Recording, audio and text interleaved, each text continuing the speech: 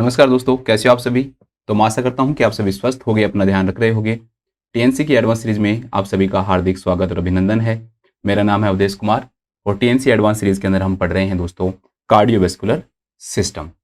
तो जैसे कि आप सभी को पता है कि जो कार्डियोवैस्कुलर जो सिस्टम है दोस्तों, हमारे एग्जाम के पॉइंट ऑफ व्यू से काफ़ी इंपॉर्टेंट है और काफ़ी सारे जो क्वेश्चन हैं वो कार्डियोवैस्कुलर सिस्टम से पूछे जाते हैं। कल की जो हमारी क्लास थी वो बहुत इंपॉर्टेंट थी। काफ़ी सारी जो चीज़ें हैं दोस्तों हमने पढ़ी थी। हमने सबसे मेन जो डिसऑर्डर कल की क्लास में हमने पढ़ा था वो हमने पढ़ा था मायोकार्डियल इन्फारेक्शन के बारे में। काफ़ी सारी चीज़ें हमने मायोकार्डियल इन्फारेक्शन के बारे में देखी थी। लास्ट में मैंने आपको टाइप्स ऑफ एमआई बताए थे, मायोकार्डियल इन्फारेक्शन के क्या क्या टाइप हो सकते हैं। तो उसमें मैंने बताया था कि ये टाइप जो है इसके दो प्रकार से हम पढ़ सकते हैं। एक तो अकॉर्डिंग टू साइट कि भाई मायोकार्डियल जो इन्फारेक्शन है वो हार्ट में कहाँ हुआ है, उसके अकॉर्डिंग हम देख सकते हैं। और दूसरा हम देख सकते हैं दोस्तों इसको कि इसके कोजेज के अकॉर्डिंग। तो पहला जो टाइप था उसमें हमने देखा था कि भाई एथेरोस्क्लेरोसिस या थ्रोम्बोसिस के कारण हो। सेकंड जो है जिसमें ऑक्सीजन डिमांड बढ़ जाती है, सप्लाई क्या रहती है, कम रहती है। थर्ड के अंडर क्या आएगा कि जो पेशेंट है उसकी सडन कार्डियक क्या हो जाती है, डेथ हो जाती है। फोर्थ के अंदर आप परक्यूटेनियस जो इंटरवेंशन है वो कर रहे हो, उस दौरान डेथ हो जाती है, चाहे वो स्टेंटिंग कर रहे हो या डायरेक्टली जो बैलून एंजियोप्लास्टी कर रहे हैं तब। और लास्ट जो पांचवा था दोस्तों सीबीजी दौरान जो पेशेंट है उसको एमआई हो जाता है, तो वो टाइप फिफ्थ में आएगा। इसके बाद में लास्ट में मैंने आपको जो इसके जो कॉम्प्लिकेशंस हैं उनके बारे में बताया था आपको। जो कॉम्प्लिकेशंस के अंदर हमने जैसे डिसरिथमिया, कंजेस्टिव हार्ट फेलियर, पेरिकार्डाइटिस, एक ड्रेसलर सिंड्रोम के बारे में बताया था। मोस्ट कॉमन जो होता है इसका वो डिसरिथमिया होता है। और इसके बाद में लास्ट बताया था मैंने वेंट्रिकुलर एन्यूरिज्म। तो इस प्रकार से हमने इसके बारे में बात की थी। तो आज हमारी नेक्स्ट क्लास है एडवांस सीरीज की, हमारी 105वीं क्लास है। तो बिना कोई टाइम वेस्ट किए हुए हम आगे शुरू करते हैं। तो जो मायोकार्डियल इन्फेक्शन है उसमें सिर्फ उसका मैनेजमेंट रह गया है, तो मैं उसके लिए क्वेश्चन आगे का लेके आया हूँ। ये कंटिन्यूस सीरीज में आपको नहीं मिलेगा ये वाला क्वेश्चन, बट आगे आपको ये क्वेश्चन मिल जाएगा। तो ये क्वेश्चन मैं इसलिए डाल रहा हूँ ताकि जो इसका जो मैनेजमेंट है वो भी मैं आपको कंप्लीट करवा दूँ, ताकि हमारी एक जो डिजीज है वो क्या हो जाए दोस्तों, कंप्लीट हो जाए। तो आपके सामने जो क्वेश्चन है वो ये है कि vote specifically should the nurse monitor when a client is receiving A platelet aggregation inhibitors. कि कोई भी क्लाइंट है दोस्तों, एक पेशेंट है, ठीक है। अब इसमें डायरेक्टली तो मेंशन नहीं कर रखा है कि भाई जो पेशेंट है वो एमआई का है, बट उसमें डायरेक्टली जो ये ड्रग है ये हम एमआई के अंदर यूज करते हैं। इसका नाम है दोस्तों प्लेटलेट एग्रीगेशन इनहिबिटर। इसका एक एग्जांपल दे रखा है आपको, जैसे कि क्लोपिडोग्रेल दे रखा है। तो क्लोपिडोग्रेल अगर आप किसी भी क्लाइंट को दे रहे हो दोस्तों, तो उस दौरान आप क्या चीज मॉनिटर करोगे? नोजिया मॉनिटर करोगे, एपिस्टेक्सिस मॉनिटर करोगे, चेस्ट पेन मॉनिटर करोगे, या फिर एलिवेटेड जो टेम्परेचर है दोस्तों वो मॉनिटर करेंगे। तो इसमें ये पूछा है कि भाई इनमें से हम क्या चीज क्या करते हैं दोस्तों, इसके अंदर हम मॉनिटर करते हैं। तो अब हम पढ़ते हैं इसके बारे में एक एक करके। तो सबसे पहले मैं इसका जो आपको मैनेजमेंट है वो वापस से स्टार्ट करते हैं। जो एमआई का जो मैनेजमेंट है वो पढ़ते हैं।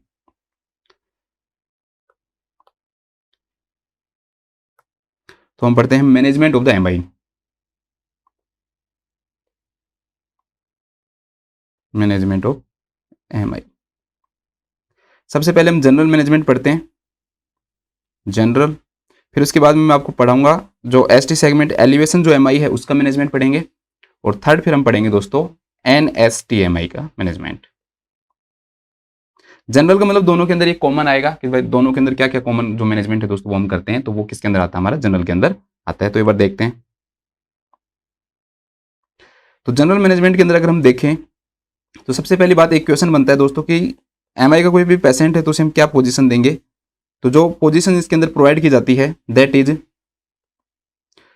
इसके अंदर हम जो पोजीशन देंगे दोस्तों वो फाउलर पोजीशन देते हैं, या फिर आपको अपराइट भी लिखा हुआ आ सकता है। तो जो पोजीशन आएगी वो आएगी अपराइट या फिर फाउलर पोजीशन। अपराइट है जो फाउलर पोजीशन है वो प्रोवाइड करते हैं। इसके बाद में दोस्तों अगर किसी भी पेशेंट का अगर ऑक्सीजन जो सेचुरेशन है वो सही नहीं आ रहा है, तो एक इसका पैरामीटर माना गया है कि किसी का भी अगर ऑक्सीजन जो सेचुरेशन है वो लेस देन अगर 93% आता है तो फिर हम उसे क्या प्रोवाइड करेंगे, ऑक्सीजन प्रोवाइड करेंगे, ठीक है। अगर सेचुरेशन पूरा आ रहा है, कंप्लीट आ रहा है, तो उस कंडीशन में देने की जरूरत नहीं पड़ती है। लेकिन अगर नहीं आ रहा है तो उस कंडीशन के अंदर हम क्या करेंगे दोस्तों, उसको ऑक्सीजन प्रोवाइड करेंगे अगर सेचुरेशन जो है वो 93% से क्या है, कम है। इसके अलावा उस पेशेंट का क्या करेंगे दोस्तों, हम ईसीजी करेंगे। मैंने आपको बताया था कि जो ईसीजी है वो आपका डायग्नोस्टिक या इन्वेस्टिगेशन ऑफ जो चॉइस होता है, किस चीज के लिए? अगर आपको ये पता लगाना है कि जो एम आई की जो साइट है वो क्या है, ठीक है, भाई इंफीरियर वॉल एम आई है, एंटीरियर वॉल एम आई है, एक्सटेंसिव है, पोस्टीरियर है, तो किसी भी प्रकार के एम आई की अगर आपको साइट देखनी है तो उसके सबसे अच्छा जो मेथड होता है दोस्तों जानने का इसी होता है। लेकिन ये इन्वेस्टिगेशन ऑफ चॉइस नहीं होता, ध्यान रखना, इसका इन्वेस्टिगेशन ऑफ जो चॉइस है वो कार्डियक मार्कर ही होते हैं, ठीक है। इसके बाद में दोस्तों जो पेशेंट है उसको पहली जो ड्रग दी जाती है, तो ये बच्चों को बहुत कंफ्यूजन रहता है कि सर पहली ड्रग एंटीजी देते हैं या क्या देते हैं।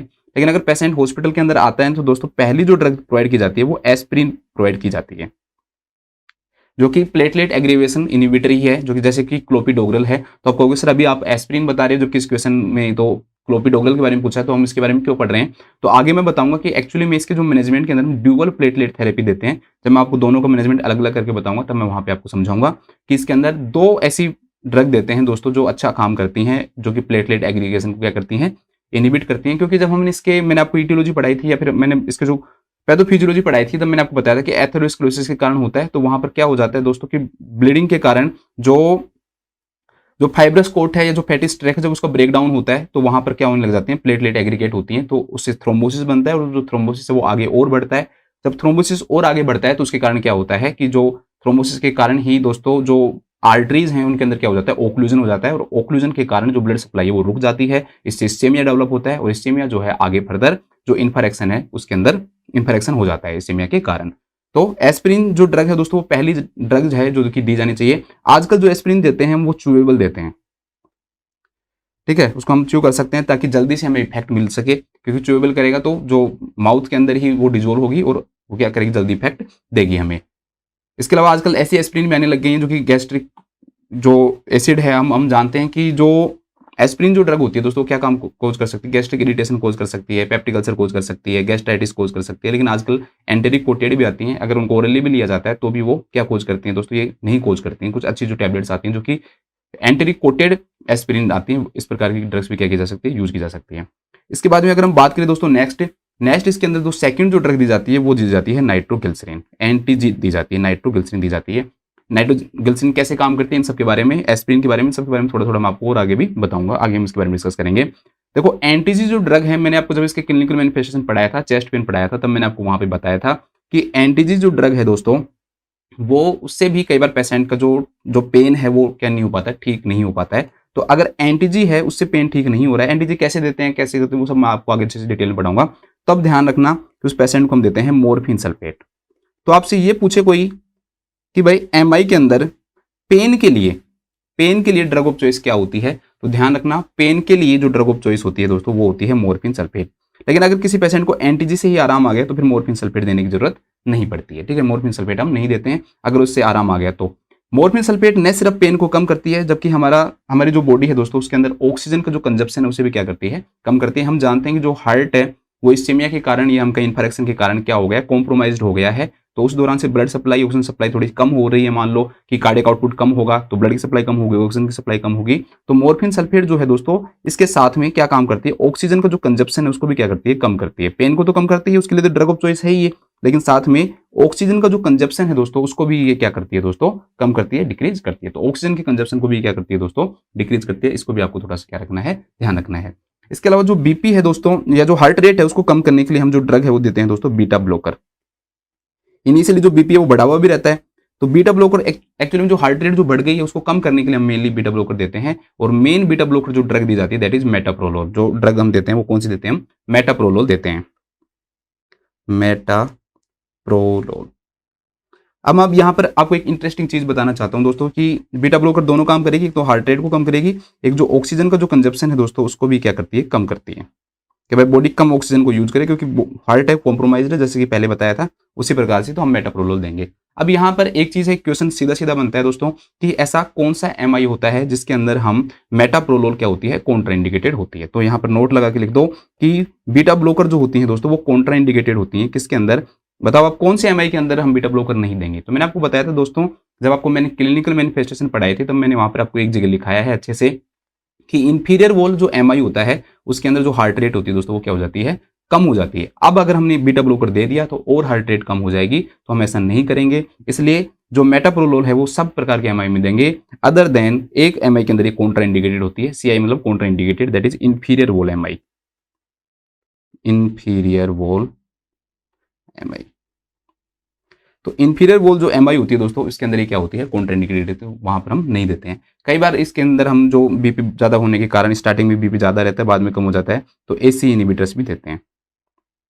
एसी इनिबिटर्स भी क्या कर सकते हैं हम दोस्तों, प्रोवाइड कर सकते हैं, जैसे कि कैप्टोप्रिल भी दे सकते हैं। और लास्ट जो ड्रग कॉमन मैनेजमेंट के अंदर बता रहा हूँ वो आएगी आपकी स्टेटिन्स। स्टेटिन्स वो ड्रग्स होती हैं जैसे अटोरोवास होती है, अटोरवेस्टिन होती है, ये क्या काम करती है दोस्तों, जो लिपिड लोअरिंग एजेंट है, लिपिड को क्या कर देते हैं दोस्तों, ये कम करते हैं। तो ये लिपिड को कम करते हैं। हम जानते हैं कि इसका जो मेन सबसे मोस्ट कॉमन जो कोज होता है दोस्तों, वो क्या होता है, आपका एथेरोस्क्लेरोसिस होता है। अगर एथेरोस्क्लेरोसिस के कारण किसी भी पेशेंट के अंदर एमआई हुआ है, तो उस कंडीशन के अंदर हम उसको स्टेटिन्स भी देंगे, ताकि उस पेशेंट का जो लिपिड का जो लेवल है दोस्तों, वो क्या हो जाए, कम हो जाए। ठीक है, मैं आपको इसका प्रैक्टिकल सिनेरियो में भी आगे जाके लेके आपको मैं बताऊंगा कि किस प्रकार से क्या क्या जो ड्रग्स हैं दोस्तों देते हैं, जिन्हें हम लोडिंग डोज के नाम से जानते हैं। किसी भी पेशेंट के अंदर अगर एमआई डायग्नोज हो गया, कार्डियक मार्कर करवाया आपने, ट्रोपोनिन आई या ट्रोपोनिन टी करवाया और वो पॉजिटिव आ गया, तो उस दौरान जो पेशेंट उसको 4 ड्रग्स दी जाती हैं। तो उन 4 ड्रग्स के बारे में हम क्या करेंगे दोस्तों, बात करेंगे। वो मैं आपको आगे समझाऊंगा कि कौन कौन सी 4 ड्रग्स हम लोडिंग डोज के रूप में देते हैं। क्वेश्चंस तो उससे रिलेटेड शायद बनते नहीं होंगे, लेकिन आपके प्रैक्टिकल नॉलेज के लिए ये चीज़ आना आपको बहुत ज़्यादा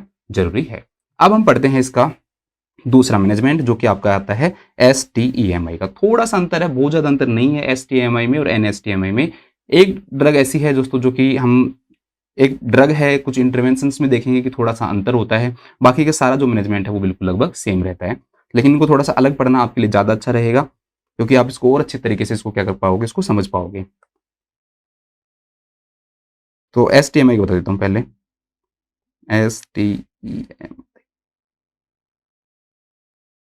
STEMI का मतलब आपको पता है इसकी फुल फॉर्म की, अगर हम जब हमने ECG करवाई, ECG में हमने देखा कि उस पेशेंट के अंदर क्या आ रहा है, ST सेगमेंट का क्या आ रहा है दोस्तों, एलिवेशन आ रहा है। तो एलिवेशन, जब ST सेगमेंट का एलिवेशन आता है, तो उस दौरान हम ये क्या करते हैं दोस्तों, प्रोवाइड करते हैं। तो इसमें सबसे पहले हम पेशेंट को देते हैं दोस्तों dual platelet therapy, dual anti platelet therapy, या प्लेटलेट एग्रीगेशन इनहिबिटर थेरेपी भी बोल सकते हैं इसको, अगर हम अच्छे से बोलेंगे तो dual platelet aggregation aggregation inhibitors. हम जानते हैं दोस्तों कि वहां पर क्या होता है कि जो एथेरोस्क्लेरोसिस जब होता है, तो उस एथेरोस्क्लेरोसिस में अंदर क्या होता है दोस्तों, कि जैसे ये मान लो कि थ्रोम्बस बना हुआ है, या हम कहें कि फैटी स्ट्रिक है, फैट जमा हुआ है, इसके ऊपर एक कैप बनती है जिसे हम फाइब्रस कैप के नाम से जानते हैं। तो ये फाइब्रस कैप बनी हुई है। जब ब्लड फ्लो होगा इस आर्टरी में से, कोरोनरी आर्टरी में से जब ब्लड फ्लो होता है, तो ये क्या हो जाता है दोस्तों, इसका ब्रेकडाउन होता है। जब इसका ब्रेकडाउन होगा, इस प्रकार से ब्रेकडाउन होगा, तो इस जगह पे जो ब्लड है, ब्लड की सप्लाई हो रही है, तो वहां से आके क्या होती है दोस्तों, कि जो प्लेटलेट है वो यहाँ पर इसको रोकने की क्या करती हैं, कोशिश करती हैं, और प्लेटलेट यहाँ पर एग्रीगेट होती हैं। आगे जाकर यहाँ पर क्या बन जाता है दोस्तों, थ्रोम्बस बन जाता है, जो कि आगे बढ़ता रहता है। तो इस प्लेटलेट को एग्रीगेशन को प्रिवेंट करने के लिए हम एक्चुअली में एक प्लेटलेट ड्रग न देकर 2 प्लेटलेट एग्रीगेशन इनिबिटर देते हैं। ठीक है, मैं प्लेटलेट ड्रग बोलूँ तो आप समझ जाना कि मतलब इनिबिटर की बात कर रहा हूं मैं। तो 2 ड्रग देने के कारण इसे हम किस नाम से जानते हैं दोस्तों, ड्यूअल के नाम से जानते हैं। एक ड्रग ने देकर हम कितनी ड्रग देते हैं दोस्तों, 2 ड्रग देते हैं, इसके कारण हम इसे किस नाम से जानते हैं, ड्यूअल प्लेटलेट एग्रीगेशन इनिबिटर के नाम से जानते हैं। ठीक है, आगे और समझा दूंगा मैं थोड़ा सा इसको। अभी कौन कौन सी ड्रग देते हैं वो भी मैं बताऊंगा। पहले मैं एक बार आपको थोड़ा सा लिखा देता हूं, कि उससे आपको ये समझ में आ जाएगा कि भाई जो मैप है वो क्या है। फिर मैप के बाद में हम एक एक करके चीजों को क्या कर सकते हैं दोस्तों, अच्छे से पढ़ सकते हैं। सेकंड इसके अंदर आता है दोस्तों आपका परक्यूटेनियस इंटरवेंशन या coronary intervention. Percutaneous coronary intervention.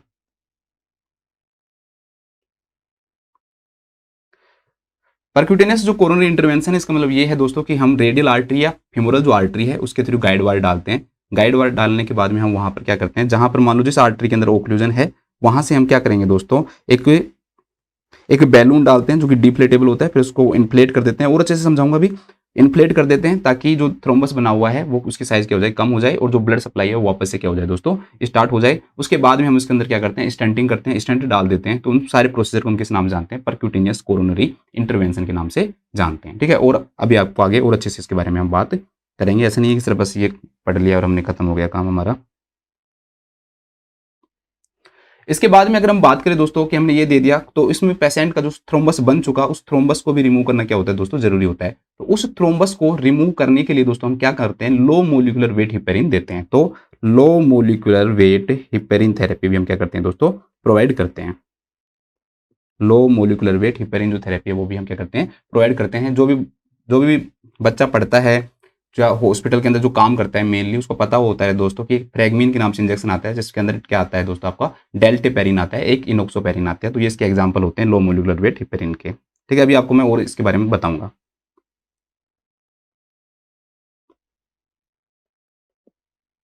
क्योंकि जो बन गया उसका भी लाइसिस करना जरूरी होता है, तो वो हिपेरिन है उसको बनने भी नहीं देता है और लाइसिस करने में भी क्या करता है दोस्तों, आपका हेल्प करता है।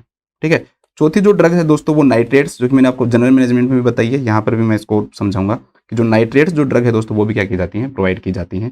तो आगे हम नाइट्रेट्स के बारे में पढ़ेंगे कि भाई नाइट्रेट्स वो कैसे काम करती हैं। ठीक है, साथ में स्टेटिन्स देते हैं, यहाँ भी हम स्टेटिन्स देंगे। और एक सर्जरी और यहाँ पर मैं आपको दोस्तों पढ़ाऊंगा जिसका नाम है आपका CABG।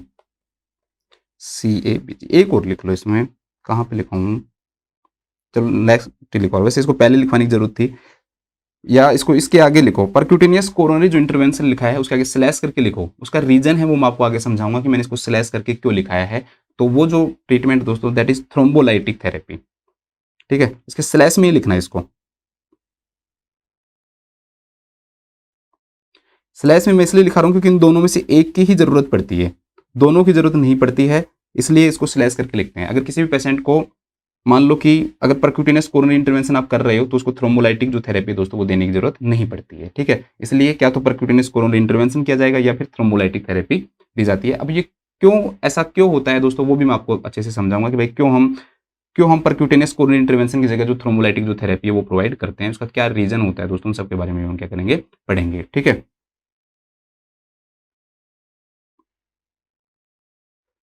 तो यहाँ से इसको मैं मिटा देता हूँ। तो ये आपका जो मैनेजमेंट हो गया दोस्तों, ये किसका हो गया, आपका STEMI का मैनेजमेंट हो गया। अब हम देखते हैं NSTMI का, ज़्यादा अंतर नहीं आएगा, सेम लगभग वही आएंगे, बस एक इसके अंदर थ्रोम्बोलाइटिक जो थेरेपी है ना दोस्तों वो नहीं आती है।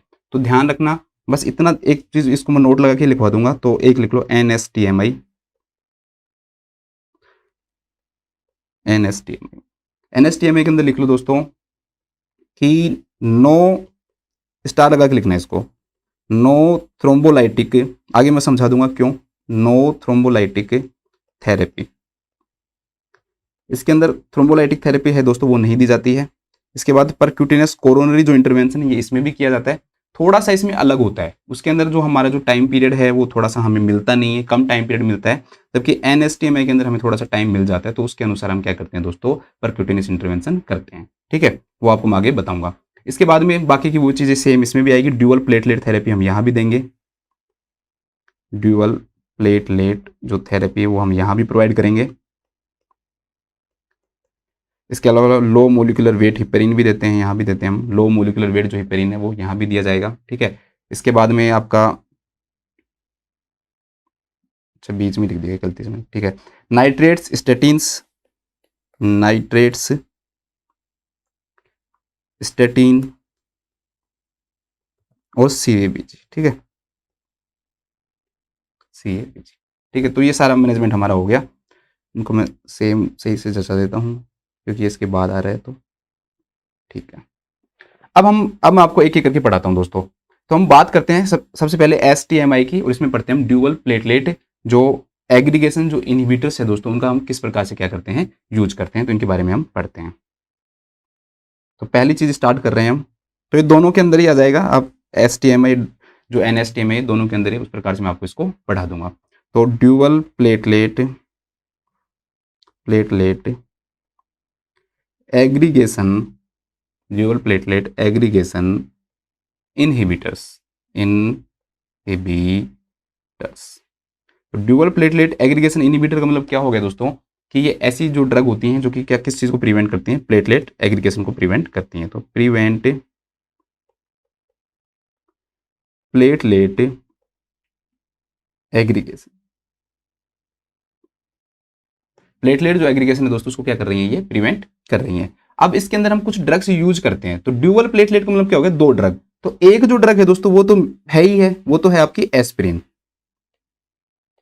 एक जो ड्रग है दोस्तों वो तो आपकी है एस्पिरिन। एस्पिरिन तो हम देते ही देते हैं स्टार्टिंग के अंदर, लोडिंग डोज के अंदर जो एस्पिरिन जो दी जाती है वो अबाउट 300 mg एस्पिरिन देते हैं। 75 mg की एक टैबलेट आती है और लगभग हम इसके अंदर 4 टैबलेट देते हैं। इसकी जो डोज है वो वेरी करती है, बुक्स के अंदर इस प्रकार से लिखा होता है कि भाई आप 160 to 325 mg तक दे सकते हो, लेकिन हॉस्पिटल के अंदर लगभग जो हम लोडिंग डोज देते हैं जब पेशेंट को हमें कंफर्म हो गया कि भाई उसको एमआई है तो हम उसको 4 टैबलेट देते हैं एस्पिरिन की, ठीक है। तो एक जो टैबलेट है वो तो कंफर्म है ही एस्पिरिन, दूसरी जो टैबलेट है दोस्तों वो कंफर्म नहीं है। कंफर्म का मतलब ये नहीं है कि देते नहीं है, देते हैं, लेकिन यहां पर हमारे पास क्या होती है दोस्तों, चॉइस होती है। तो एक जो ड्रग हम इसके अंदर दे रहे हैं दोस्तों वो हम दे रहे हैं क्लोपिडोग्रेल, क्लोपीवास के नाम से आपको हॉस्पिटल में मिलती है। ये जो इसका जो ब्रांड नेम आता है वो क्लोपीवास आता है, तो क्लोपीवास बोल देते हैं। तो ये जो ड्रग है दोस्तों ये भी सेम एस्पिरिन की तरह काम कर रही है, मतलब प्लेटलेट एग्रीगेशन को प्रिवेंट कर रही है। मैकेनिज्म ऑफ एक्शन इसका जरूर अलग है, लेकिन काम ये वही कर रही है, प्लेटलेट एग्रीगेशन को रोकने का। तो क्लोपिडोग्रेल, तो एक हमने एस्पिरिन दे दी, ठीक है, लोडिंग डोज के रूप में, और एक हमने क्या दे दी दोस्तों, क्लोपिडोग्रेल दे दी। तो इस प्रकार से हम देंगे, ठीक है। 2 टैबलेट एक साथ दे रहे हैं। लेकिन अगर मान लो आप क्लोपिडोग्रेल नहीं देना चाहते हो, आप चाहते हो कि मैं क्लोपिडोग्रेल जो है वो नहीं दूं, तो हम नेक्स्ट जो टैबलेट देते हैं वो देते हैं हम टिकाग्रिलोर, ठीक है। टिकाग्रिलोर जो टैबलेट है दोस्तों वो दी जाती है हॉस्पिटल के अंदर। ये जो टैबलेट है 90 mg के अंदर आती है, और लगभग ये जो टैबलेट होती है दोस्तों आपको 180 mg दी जाती है, 2 टैबलेट दी जाती हैं। अगर आपको दोनों में से एक चुननी हो कि क्लोपिडोग्रेल और टिकाग्रिलोर में से, तो बेस्ट इंडियन जो या एशियन जो पॉपुलेशन है दोस्तों उनके लिए ऐसे माना जाता है कि टिकाग्रिलोर जो है वो ज्यादा इफेक्टिव होती है, क्योंकि क्लोपिडोग्रेल जो है एक प्रो ड्रग है। प्रो ड्रग का मतलब आगे जाके दूसरी ड्रग में कन्वर्ट होती है तब अपना एक्शन परफॉर्म करती है। टिकाग्रिलोर क्या होती है, टिकाग्रिलोर या ब्रिलेंटा के नाम से आपको हॉस्पिटल में मिलेगी, ये डायरेक्टली काम करती है। तो इसलिए ये ड्रग हम क्या कर सकते हैं, यूज कर सकते हैं। एक ड्रग और है, अगर आप याद करना चाहो तो याद कर लो, अगर नहीं भी याद करना चाहोगे तो भी कोई दिक्कत नहीं है। प्रासुग्रेल के नाम से एक ड्रग आती है, नहीं भी याद करो तो कोई दिक्कत नहीं है, लेकिन ये दोनों ड्रग आपको जरूर याद रखनी है। तो ड्यूअल का मतलब क्या हुआ दोस्तों कि 2 ड्रग दे रहे हैं हम साथ में, ठीक है। एक ड्रग से काम नहीं चलेगा, 2 ड्रग देते हैं, तो एक एस्पिरिन देंगे और एक क्या देंगे, क्या तो क्लोपिडोग्रेल दे दो, या और लगा के लिखना है इनको ना, और मतलब एक ही देंगे इनमें से, या फिर टिकाग्रिलोर दे दो या फिर प्रासुग्रेल दे दो, प्रासुग्रेल। तो इन तीनों में से आपको एक ड्रग देनी है और एक ड्रग इसमें से देनी है। तो टोटल कितनी ड्रग दे रहे हैं, 2 दे रहे हैं, तो इसको हम इसलिए किस नाम जानते हैं, ड्यूअल। अब देखो सिंपल सी बात दोस्तों ये है कि भाई ये जो ड्रग होंगी ना ये प्लेटलेट एग्रीगेशन को प्रिवेंट करेंगी। तो सिंपल सी बात ये है कि जब प्लेटलेट एग्रीगेशन नहीं होगा तो किसी भी पेशेंट के अंदर ब्लीडिंग के जो चांसेस हैं दोस्तों वो बढ़ जाएंगे। अब ब्लीडिंग के जो चांसेस हैं दोस्तों वो कहाँ बढ़ते हैं, कहाँ बढ़ते हैं दोस्तों, वहां पर बढ़ते हैं सबसे ज्यादा जहां पर क्या होगा, एक तो ब्लड सप्लाई ज्यादा हो, एक ब्लड वेसल्स के रैप्चर होने के चांसेस भी क्या हो, ज्यादा हो। जैसे आप मान लो स्नीजिंग कर रहे हो, ठीक है, नोज पे हाथ लगा रहे हो, ये कर रहे हो, ठीक है, तो उसके कारण क्या होता है, एक तो ब्लड सप्लाई वहां पे ज्यादा है, तो इस कारण से वहां पर ब्लड सप्लाई ज्यादा होने के कारण, ठीक है, और ब्लीडिंग के चांसेस क्या होते हैं, ज्यादा होते हैं। तो इसका एक साइड इफेक्ट का ध्यान रखना, वो ब्लीडिंग है।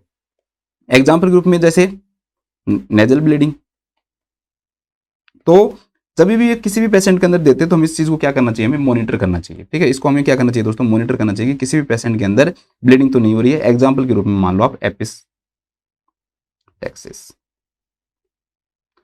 ठीक है, जो नेजल जो ब्लीडिंग है दोस्तों वो किस नाम जानी जाती है, आपकी एपिस्टेक्सिस नाम से जानी जाती है। तो इस प्रकार से हम उसको क्या देते हैं, ये आपकी ड्रग होगी ड्यूअल प्लेटलेट एग्रीगेशन। सिंपल सा, बस शॉर्ट में याद करना है, कुछ नहीं याद रखना। एस्प्रिन, क्लोपिडोग्रेल दे दो, टिकाग्रिलोर दे दो, बस खत्म। या मतलब दोनों में से क्लोपिडोग्रेल या टिकाग्रिलोर में से एक ड्रग दे दो, यही क्या आपकी ड्यूअल प्लेटलेट थेरेपी है, ठीक है। इसके बाद में नेक्स्ट हम बात करते हैं, नेक्स्ट आपको मैं ये करवाता हूँ, पहले मैं आपको करवाऊंगा इसमें नाइट्रेट्स पढ़ते हैं।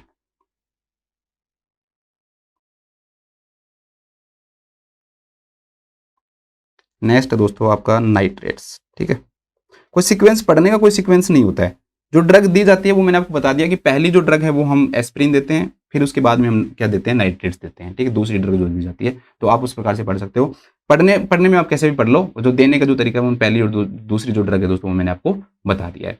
अब हम पढ़ते हैं दोस्तों नाइट्रेट्स ड्रग। नाइट्रेट्स ड्रग्स क्या होती हैं, कैसे काम करती हैं, तो इनका जो काम करने का जो फंक्शन है दोस्तों, ये 2 प्रकार से काम करती हैं। नाइट्रेट्स जो ड्रग है वो 2 प्रकार से अपना एक्शन क्या करती है दोस्तों, परफॉर्म करती हैं। पहला काम तो क्या काम करती है दोस्तों कि जो पेरिफेरल जो ब्लड वेसल्स हैं उनको क्या कर देती हैं, डायलेट कर देती हैं। तो ये डायलेट करती हैं, dilate peripheral blood vessels, peripheral blood vessels. अब पेरिफेरल ब्लड वेसल्स के डायलेट होने के कारण क्या होता है दोस्तों कि जब पेरिफेरल ब्लड वेसल्स जब डायलेट होती है ना, तो जो वेनस जो रिटर्न है, जो वापस से जो हार्ट के पास जो ब्लड आ रहा है ना दोस्तों, उसको जिसे हम प्री लोड के नाम से जानते हैं, तो जो राइट एट्रियम के अंदर आ रहा है उसकी जो अमाउंट है दोस्तों वो क्या हो जाती है, कम हो जाती है। अब हार्ट के पास जब ब्लड आया ही कम, तो थोड़ा सा जो लोड है दोस्तों वो क्या हो जाता है, कम हो जाता है। तो इस प्रकार से पेरिफेरल ब्लड वेसल्स को डायलेट करने के कारण वेनस रिटर्न क्या हुआ दोस्तों, कम हुआ, जिसके कारण या प्रीलोड कम हुआ, जिसके कारण जो हार्ट है दोस्तों उसके ऊपर जो वर्कलोड है वो क्या हो जाता है, कम हो जाता है। तो एक किस प्रकार से परफॉर्म किया इसने, डायलेट किया पेरिफेरल ब्लड वेसल्स को। इसके कारण क्या हुआ दोस्तों कि जो वेनस जो रिटर्न है वो डिक्रीज हुआ, वेनस रिटर्न है वो डिक्रीज हुआ, या फिर इसको प्रीलोड बोलते हैं हम। प्रीलोड क्या हुआ दोस्तों, डिक्रीज हुआ। हार्ट के पास कम ब्लड आया, तो जो हार्ट के पास जो लोड है दोस्तों वो भी क्या होगा, कम होगा। और हमें वर्कलोड को कम करने की भी क्या पड़ती है, जरूरत पड़ती है, क्योंकि आपको पता है कि जो हार्ट है वो कॉम्प्रोमाइज है, वो बेचारा कोशिश करेगा इस दौरान कि मैं कम से कम क्या करूं, काम करूं। तो हम चाहते हैं कि उसके पास कम से कम काम पहुंचे। काम क्या है उसका, ब्लड को पंप करना। तो ब्लड ही कम रहेगा तो उसका काम भी क्या रहेगा दोस्तों, कम रहेगा। तो इस प्रकार से पहला जो फंक्शन जो नाइट्रेट्स परफॉर्म करती हैं वो डायलेट करके करती हैं किसको, पेरिफेरल जो ब्लड वेसल्स हैं उनको। दूसरा दोस्तों सीधा जो फंक्शन है, देखो पेरिफेरल ब्लड वेसल्स को डायलेट करने के बाद में दूसरा ये कोरोनरी जो आर्टरीज हैं उनको भी क्या करती हैं दोस्तों, डायलेट करती हैं। तो दूसरा ये फंक्शन जो परफॉर्म कर रही हैं ये करती हैं आपका डायलेट करके कोरोनरी आर्टरी को। तो डायलेट कोरोनरी आर्टरी। अब शायद ये तो समझाने की जरूरत नहीं पड़नी चाहिए कि भाई कोरोनरी आर्टरी को डायलेट करने से क्या फायदा होगा। सीधी सी बात है भाई कि कोरोनरी जो आर्टरी है वो हार्ट को क्या कर रही है, ब्लड सप्लाई कर रही है। अगर ये डायलेट होंगी तो सिंपल सी बात है जो हार्ट की जो ब्लड सप्लाई है वो क्या हो जाती है, इंक्रीज हो जाती है। तो ये इंक्रीज करती हैं heart supply to, sorry blood supply to heart, increase blood supply to heart. Heart की जो ब्लड सप्लाई है दोस्तों उसको क्या कर देती है, ये इंक्रीज कर देती है। ठीक है, अब इसमें कौन कौन सी ड्रग दी जाती है, देखो एक ऐसी ड्रग होती है जो शॉर्ट एक्टिंग होती है, दूसरी होती है लॉन्ग एक्टिंग। तो शॉर्ट एक्टिंग के अंदर जो ड्रग आती है दोस्तों वो हम सबसे पहले जो ड्रग देते हैं वो हम सबलिंगुअली देते हैं। ठीक है, जीभ उसको पेशेंट को कहते हैं भाई जीभ के नीचे रख लो, ये अपने आप पिघल जाती है। तो उससे क्या होता है, उसका पेन, चेस्ट पेन है वो भी क्या होता है, कम होता है। आपको सर उसमें आपने लिखा है कि रिलीव नहीं होता, सब पेशेंटों के अंदर रिलीव नहीं होता, लेकिन काम करती है। अगर नहीं कर रही तब हम मॉर्फिन सल्फेट देते हैं। ठीक है, लेकिन नाइट्रोग्लिसरीन सिर्फ एक काम नहीं है एंटीजी का कि भाई आपने सिर्फ पेन के लिए दे रहे हो। मैं आपको बता रहा हूँ, यहाँ पर मैंने पेन तो आपको लिखाया भी नहीं है, बाकी की सारी चीजें लिखाई हैं। तो मेन जो फंक्शन है वो ये फंक्शन क्या कर रही है दोस्तों, ये परफॉर्म कर रही है। तो इस चीज को थोड़ा सा ध्यान रखना। तो जो टैबलेट जो हम देते हैं दोस्तों वो देते हैं हम एंटीजी नाइट्रोग्लिसरीन। नाइट्रोग्लिसरीन की जो टैबलेट है दोस्तों वो सबसे पहले हम पेशेंट को क्या करते हैं, प्रोवाइड करते हैं। तो नाइट्रोग्लिसरीन की जो टैबलेट होती है वो देते हैं हम सबलिंगुअली। जो इसकी जो डोज होती है दोस्तों वो होती है आपकी 0.4 mg। ठीक है, जो इसको कम करने के लिए जो डोज होती है दोस्तों वो कितनी होती है, 0.4 mg की क्या देते हैं हम, टैबलेट देते हैं। और कहते हैं कि ये जो ड्रग है दोस्तों जो पेन है उसको सिर्फ 3 मिनट के अंदर क्या कर देती है, रिलीव कर देती है लगभग। तो रिलीव पेन इन 3 मिनट्स। तो इसका मतलब ये हुआ दोस्तों कि हम अगर हमें जब भी पता लग जाएगा, हमें लगभग 3 मिनट के अंदर हमें पता लग जाएगा कि भाई इसमें पेन में आराम आया या नहीं आया। मान लो उसको रिलीव नहीं मिलता तो फिर उसको हम 5 मिनट बाद, ध्यान रखना 3 मिनट मैंने उस काम इसका लिखा है कि भाई पेन को रिलीव 3 मिनट में करती है, लेकिन इसको ये मत याद रखना कि भाई 3 मिनट के बाद रिपीट करते हैं। अगर रिलीव नहीं मिल रहा तो दोस्तों उसको हम 5 मिनट के बाद दोबारा से हम इसको क्या करते हैं दोस्तों, देते हैं एक ड्रग और। ठीक है, मतलब नाइट्रोग्लिसरीन की वापस से एक टैबलेट और देंगे हम 0.4 mg सबलिंगुअली। ठीक है, फिर एक दोबारा से देंगे, तो रिपीट लिख देता हूं इसको, रिपीट। फिर भी अगर आराम नहीं आ रहा दोस्तों तो फिर 5 मिनट के अंदर हम कौन सी देंगे, फिर एक बार और रिपीट करेंगे। तो ये जो ड्रग है दोस्तों मैक्सिमम 3 टाइम रिपीट की जा सकती है। ठीक है, मैक्सिमम 3 ड्रग दे सकते हैं, मतलब रिपीट नहीं, मैक्सिमम हम इसकी कितनी डोज दे सकते हैं, मैक्सिमम हम इसकी 3 डोज दे सकते हैं। ठीक है, मैक्सिमम इसकी कितनी डोज दे सकते हैं दोस्तों, 3 डोज हम इसकी दे सकते हैं। काम ये फिर भी 30 से 40 मिनट तक करती है, अपना फंक्शन परफॉर्म जो करती है। ड्यूरेशन जो है इसका स्टार्ट मतलब कि पेन को रिलीव तो 3 मिनट में कर देती है, लेकिन कितने टाइम तक रिलीव रखती है दोस्तों, 30 से 40 मिनट तक ये अपना एक्शन क्या करती है दोस्तों, परफॉर्म करती है। तो इसका जो ड्यूरेशन है वो होता है आपका 30 से और 40 मिनट। देखो मैं आपको चाहूँ ना तो मैं बहुत जल्दी जल्दी पढ़ा सकता हूँ, मेरे क्वेश्चन के ऊपर रुक सकता हूँ, एक सिंपल सा जो वो नेजल ब्लीडिंग है वो बता देता मैं, बट मुझे पता है कि आपके लिए क्या चीज़ इंपॉर्टेंट है, तो मैं उसको आराम आराम से पढ़ाऊंगा। जिन बच्चों को ऐसा लगता है कि भाई मुझे जल्दी पढ़ने की जरूरत है तो भाई वो और कहीं से पढ़ लें, या फिर जो भी उनको अच्छा लगे उस प्रकार से कर सकते हैं। ठीक है, मैं कोई इसमें मैं कोई ऐसे नहीं बोल रहा कि मैं मेरे को घमंड है कि आप मेरे से पढ़ोगे तो ज़्यादा नॉलेज हो जाएगी। बहुत सब टीचर्स अच्छा पढ़ाते हैं, कभी कोई टीचर खराब नहीं पढ़ाता, बट मैं उस वे में कहना चाह रहा हूँ कि देखो जो कोई भी चीज़ पढ़ो ना तो अच्छे से पढ़ो, और जिस बच्चे ने अच्छे से पढ़ रखा है ठीक है वो उसको स्किप भी कर सकता है, या फिर फास्ट फॉरवर्ड करके बाद में क्लास जब प्रीमियर से हट जाएगी तब इसको आप आराम से जो स्पीड को बढ़ाकर भी क्या कर सकते हो, देख सकते हो। लेकिन जिन बच्चों ने बेचारों ने कभी मान लो कोचिंग नहीं ली या पढ़े नहीं है, तो उनके लिए मेरे को एक एक चीज़ को अच्छे से बताना क्या होता है दोस्तों, जरूरी होता है। ठीक है, तो 3 डोज लेंगे, 5 मिनट के गैप पे हम क्या लेते हैं, देते हैं इसकी जो बोतल जो आती है दोस्तों नाइट्रोग्लिसरीन की वो लाइट सेंसिटिव आती है, ध्यान रखना। एनटीजी की जो 0.4 mg वाली जो बोतल आती है वो क्या आती है दोस्तों, लाइट सेंसिटिव होती है। लाइट सेंसिटिव, अभी मैं दिखाऊंगा आपको, इमेज भी दिखाऊंगा। तो लाइट सेंसिटिव होने का मतलब ये होता है कि भाई इस बोतल को हमें जो लाइट है दोस्तों से और हीट दोनों से क्या रखना पड़ता है, अवे रखना पड़ता है। तो इस बोतल को keep away from light and heat, light और हीट से इसको क्या रखना चाहिए दोस्तों, दूर रखना चाहिए। कई बार पेशेंट वो एक बोतल रख लेता है, उसको डॉक्टर कह देता है भाई आपको कभी भी चेस्ट पेन ऐसा फील हो तो आप एक टैबलेट को अपनी जेब के नीचे रख लेना। तो वो बोतल को खोल लेता है और खोलने के बाद उसको 2-3 साल तक यूज करता रहता है। कभी कभी तो यूज होती है, ऐसे तो है नहीं कि भाई डेली लेना पड़ता है उसको, ये वाली टैबलेट डेली लेने की जरूरत नहीं पड़ती है। एक अलग से नाइट्रोग्लिसरीन और आती है, वो ले सकते हैं पेशेंट के लिए। लेकिन ये जो टैबलेट है ये चेस्ट पेन में ली जाती है। तो उस कंडीशन में पेशेंट को समझाया जाता है कि अगर आपने, ये एक नर्सिंग का क्वेश्चन भी है कि एक बार अगर आपने बोतल को दोस्तों ओपन कर लिया तो बोतल को ओपन करने के बाद इसको मैक्सिमम आप 6 मंथ तक ही क्या कर सकते हो, यूज कर सकते हो। 6 मंथ से ज्यादा दोस्तों इसको यूज नहीं करना चाहिए। 6 मंथ से ज्यादा अगर आप यूज कर रहे हो तो इसको फिर आपको क्या करना पड़ेगा, 6 मंथ के बाद में डिस्कार्ड करना पड़ेगा, यूज नहीं कर सकते, आपको नई बोतल खोलनी पड़ेगी। ठीक है, इसकी इमेज दिखा देता हूँ। कई सारी इमेजेस मैंने आपके लिए लाई है ताकि थोड़ी सी चीजें जल्दी याद हो जाए। देखो ये यहाँ पर ये आपको दिख रहा होगा, ये नाइट्रोग्लिसरीन की है, 0.4 mg की टैबलेट आती है नाइट्रोग्लिसरीन। ठीक है, इसके अंदर 100 टैबलेट आती हैं लगभग, अलग अलग आ सकता है, वो तो छोड़ो, हमारे काम का भी नहीं कि कितनी टैबलेट आती हैं। ठीक है, कई बार इमेज देखने से हमें क्या होती है, चीज़ें जल्दी याद हो जाती हैं, तो इसलिए मैं आपके लिए इमेज लेके आता हूँ।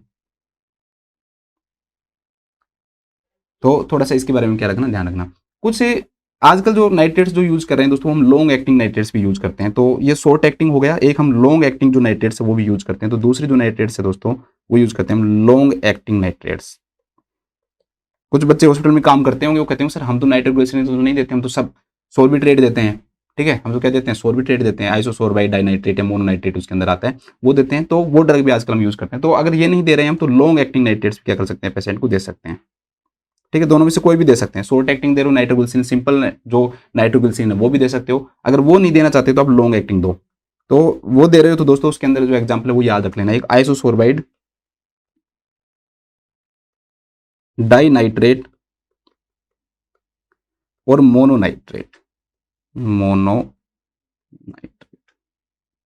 ठीक है, आइसोसोर्बाइड डाइनाइट्रेट या मोनोनाइट्रेट है दोस्तों, उसकी टैबलेट हम क्या करते हैं, प्रोवाइड करते हैं। लगभग 5 mg की टैबलेट आती है, हॉस्पिटल में सोर्बिट्रेट के नाम से आती है। ये भी सबलिंगुअली हम क्या करते हैं दोस्तों, प्रोवाइड करते हैं। ठीक है, सबलिंगुअली देते हैं और लगभग 5 mg की टैबलेट देते हैं हम इसके अंदर। तो अगर आप 0.4 mg नहीं दे रहे हो, नाइट्रोग्लिसरीन नहीं दे रहे हो, तो आप आइसोसोर्बाइड डाइनाइट्रेट या मोनो जो नाइट्रेट है दोस्तों वो भी क्या कर सकते हो, दे सकते हो पेशेंट को। देखो इसके भी मैं फोटो दिखाता हूँ आपको, ये वाली फोटो देखिए आप। ये जो टैबलेट है आइसोसोर्बाइड डाइनाइट्रेट की टैबलेट है। इसकी जो शेप आती है ये हमारे हॉस्पिटल में भी आती है, हार्ट शेप की टैबलेट आती है, ऐसे ऐसे हार्ट शेप की टैबलेट आती है। ठीक है, थोड़ा सा याद रह जाएगा आपको। 5 mg की टैबलेट है ये, देखिए दिस इज 5 mg टैबलेट। तो ये टैबलेट भी आप दे सकते हो, लॉन्ग एक्टिंग देना चाहते हो तो ये दे सकते हो। अब हमारे एग्जाम में एक बार क्वेश्चन आए हुए हैं दोस्तों, तो थोड़ा सा मैं इसके बारे में बताना चाहता हूँ कि इसके साइड इफेक्ट से क्वेश्चन आता है दोस्तों एक तो। ठीक है, तो ये क्वेश्चन जरूर याद रखना। तो इसके साइड इफेक्ट से क्वेश्चन आए हुए हैं, तो साइड इफेक्ट में याद रखना दोस्तों कि एक जो क्वेश्चन आता है इसके क्या साइड इफेक्ट, तो 2 याद रख लेना बस, बहुत हैं। एक तो दोस्तों कि जैसे कि वैसे जो ब्लड वेसल्स को डायलेट कर रही है मान लो, तो उसके कारण क्या हो जाता है कि जो बीपी है ना दोस्तों वो क्या हो जाता है, फॉल हो जाता है। एक जो सेरिब्रल ब्लड वेसल्स जो हैं वो अगर डायलेट होंगी तो उस पेशेंट को क्या होने लग जाता है दोस्तों, हेडेक होने लग जाता है। तो इसके 2 साइड इफेक्ट याद रखना। एक इसका हेडेक है, हेडेक क्यों हो रहा है कि सेरिब्रल जो ब्लड वेसल्स है वो डायलेट हो रही है, उसके कारण होता है सेरिब्रल ब्लड वेसल्स डायलेशन। तो सेरिब्रल ब्लड वेसल्स के डायलेशन के कारण क्या होता है दोस्तों, हेडेक होता है। एक इसमें याद रख लेना हाइपोटेंशन। अगर सिंपल हाइपोटेंशन भी लिखा हुआ सकता है, अगर सिंपल हाइपोटेंशन नहीं लिखाएगा तो ऑप्शन लिखाएगा ऑर्थोस्टैटिक हाइपोटेंशन। ऑर्थोस्टैटिक हाइपोटेंशन मतलब क्या है कि जैसे पेशेंट लेटा हुआ है और एकदम से वो खड़ा होगा, तो खड़ा होने के कारण उसका जो बीपी है ना दोस्तों वो एकदम से क्या हो जाता है, फॉल हो जाता है। तो ये दोनों साइड इफेक्ट आपको जरूर जरूर याद रखना है। अब एक चीज बताओ, अगर मैं आपको पूछूं कि भाई इस ड्रग का कॉन्ट्रा इंडिकेशन क्या होगा, तो आप कहोगे कि सर इसके कारण क्या हो रहा है, बीपी फॉल हो रहा है। तो भाई जब किसी भी पेशेंट को जब ड्रग दी जाती है ना, उससे पहले उसका बीपी जरूर चेक करना चाहिए। क्यों? क्योंकि हमें कुछ सिंपल सा सीधा सीधा पता चल रहा है कि भाई ये बीपी को फॉल कर रहा है। तो अगर किसी भी पेशेंट को दोस्तों, अगर उसका जो सिस्टोलिक जो बीपी है, सिस्टोलिक जो बीपी है दोस्तों वो less than 90 mm of Hg हो गया, ठीक है, हो सकता है कि वो एग्जाम में इस प्रकार से नहीं लिखे और हाइपोटेंशन डायरेक्ट भी लिख सकता है। तो इसका साइड इफेक्ट भी है ये और इसका कॉन्ट्रा इंडिकेशन भी है। तो अगर किसी भी पेशेंट को दोस्तों अगर हाइपोटेंशन हो गया तो फिर उस कंडीशन के अंदर हम ये ड्रग नहीं देंगे। ठीक है, उस कंडीशन के अंदर हम ये ड्रग नहीं देंगे हाइपोटेंशन कंडीशन में, क्योंकि ये ड्रग खुद हाइपोटेंशन कोज करवाती है। तो सॉर्बिट्रेट देने से पहले हमेशा हमें पेशेंट का जो बीपी है वो जरूर देखना चाहिए। ठीक है, अब हम सबसे इंपॉर्टेंट चीज पढ़ते हैं, percutaneous intervention. Percutaneous coronary intervention से कोरोनरी इंटरवेंशन, ये बहुत इंपॉर्टेंट है। पीसीआई, अगर आपसे कोई पूछे दोस्तों कि परक्यूटेनियस कोरोनरी जो इंटरवेंशन है ये जो है दोस्तों ये क्या है, तो ये ट्रीटमेंट ऑफ चॉइस है। ध्यान रखना, एसटीएमआई का ये ट्रीटमेंट ऑफ चॉइस है। Treatment of choice of STEM. कई बार इसे परक्यूटेनियस कोरोनरी जो इंटरवेंशन है इसे हम बैलून एंजियोप्लास्टी के नाम से भी जानते हैं। तो अगर ऐसा नहीं लिखेगा तो वो ये भी लिख सकता है बैलून एंजियोप्लास्टी, बैलून एंजियोप्लास्टी भी लिख सकता है। तो आपको घबराने की जरूरत नहीं है। ट्रीटमेंट ऑफ चॉइस तो सिंपल सी बात है। देखो वो बाकी की जो ड्रग दे रहे हैं दोस्तों वो पूरा सर्कुलेशन को नहीं ला सकती हैं, लेकिन जब हम परक्यूटेनियस कोरोनरी इंटरवेंशन करते हैं तो उसके कारण क्या हो सकता है दोस्तों, जो पेशेंट है उसके जो सर्कुलेशन को वापस से क्या किया जाता है, स्टार्ट किया जाता है। अब जो सर्कुलेशन रुका हुआ है आपने उसी को वापस से स्टार्ट कर दिया, तो सीधी सी बात है दोस्तों कि वो उसका क्या बन जाएगा, मेन ट्रीटमेंट बन जाएगा। बाकी से आप चीजों को कम कर सकते हो, डायलेट करने से कुछ समय के लिए करोगे, तब तक ड्रग दोगे तब तक काम करेगा, लेकिन यहाँ पर हम मेन फोकस कर रहे हैं कि जो कोज है वही क्या हो जाए दोस्तों, सही हो जाए। तो इसलिए इसको हम क्या मानते हैं, ट्रीटमेंट ऑफ चॉइस मानते हैं। सबसे पहले ध्यान रखना कि ये परक्यूटेनियस कोरोनरी जो इंटरवेंशन है ये लोकल एनेस्थीसिया में किया जाता है मेनली, है ना। किसमें किया जाता है दोस्तों, लोकल एनेस्थीसिया के अंदर ही ये किया जाता है। अब कैसे करते हैं उसको देखते हैं। सबसे पहले इसे करने के लिए दोस्तों हम करते हैं कार्डियक कैथेटराइजेशन। कार्डियक, इसमें इधर प्रोसीजर करके लिख लेना आप लोग, procedure cardiac catheterisation. Cardiac catheterisation में हम क्या करेंगे दोस्तों कि पेशेंट की हम रेडियल या फिर जो फीमोरल जो आर्टरी है दोस्तों उससे हमें सबसे पहले क्या करना पड़ता है, एक हम गाइड वायर डालते हैं, ठीक है, ताकि हमें पता चले दोस्तों कि जो लोकेशन है, लोकेशन कहाँ पे है, ठीक है, ब्लॉकेज का लोकेशन कहाँ है। इसी चीज से हमें पता लग गया, लेकिन मेन इससे हमें अच्छे से पता लग जाएगा जब उसके बाद हम उसमें कैथेटर डालकर क्या करते हैं, डाई इंजेक्ट करते हैं, और वो जो डाई है दोस्तों वो हमें विजुअलाइज करवा देती है कि भाई कहाँ तक वो डाई जा रही है। सोचो कि मान लो डाई है, ब्लॉकेज यहाँ पे है कोरोनरी आर्टरी में, अब डाई यहाँ तक गई तो वो डाई यहाँ तक तो दिख जाएगी, आगे ब्लॉकेज है तो डाई यहाँ नहीं दिखेगी, तो उससे हमें पता लग जाएगा कि भाई यहाँ तक डाई नहीं जा रही, तो इस जगह पर क्या हो रहा है दोस्तों, ओक्लूजन हो रहा है। ठीक है, तो कार्डियक कैथेटराइजेशन के द्वारा हम क्या पता लगा सकते हैं बस कि भाई जो ब्लॉकेज है दोस्तों उसको लोकेट कर सकते हैं। तो इसके द्वारा हम क्या करते हैं, सबसे पहला काम क्या करेंगे दोस्तों, हम क्या करते हैं दोस्तों, लोकेट करते हैं। किसके द्वारा किया जाता है, रेडियल या फीमोरल आर्टरी के द्वारा, रेडियल और फीमोरल। अगर इन दोनों में से भी आपको अगर एक चूज करना पड़े तो आप इसको रेडियल आर्टरी चूज करना। दोनों में से भी अगर एक चूज करना पड़े तो रेडियल जो आर्टरी वो मोस्ट क्या की जाती है दोस्तों, प्रेफर्ड की जाती है। तो इसके द्वारा हम क्या काम करेंगे दोस्तों कि किस प्रकार किस जगह पे क्या है दोस्तों, ब्लॉकेज है, तो उस ब्लॉकेज को हम क्या करते हैं दोस्तों, हम लोकेट करते हैं। तो लोकेट द ब्लॉकेज।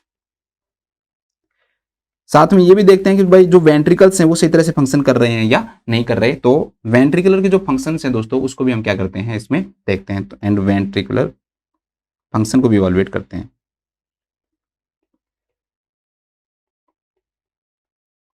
उसको भी हम क्या करेंगे, इवैल्यूएट करेंगे। ठीक है, जब हम इसको लोकेट कर रहे हैं ब्लॉकेज को, तो इस प्रोसीजर का भी एक सिंपल नाम है, इसे हम कोरोनरी एंजियोग्राम के नाम से जानते हैं। आप सिर्फ लोकेट कर रहे हो भाई कहाँ पे ब्लॉकेज है, तो उस समय से हम किस नाम जानेंगे, कोरोनरी एंजियोग्राम के नाम से जानते हैं। इसे हम किस नाम जानते हैं दोस्तों, कोरोनरी एंजियोग्राम के नाम से जानते हैं। ठीक है, अब क्या होगा दोस्तों, देखो आपको मैं इधर इमेज में दिखाता हूं ताकि अच्छे से समझ में आएगा।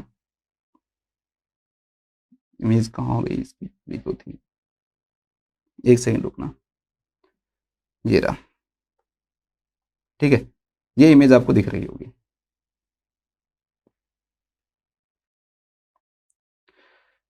यहां हमने देखा सबसे पहले क्या हो रहा है दोस्तों कि इस पेशेंट को इस जगह पे क्या हो रहा है, एथेरोस्क्लेरोसिस हो रहा है। एथेरोस्क्लेरोसिस प्लेक यहाँ पर क्या हुआ है दोस्तों, बना हुआ है, जिसके कारण जो ब्लड का जो फ्लो है वो आगे नहीं हो पा रहा है।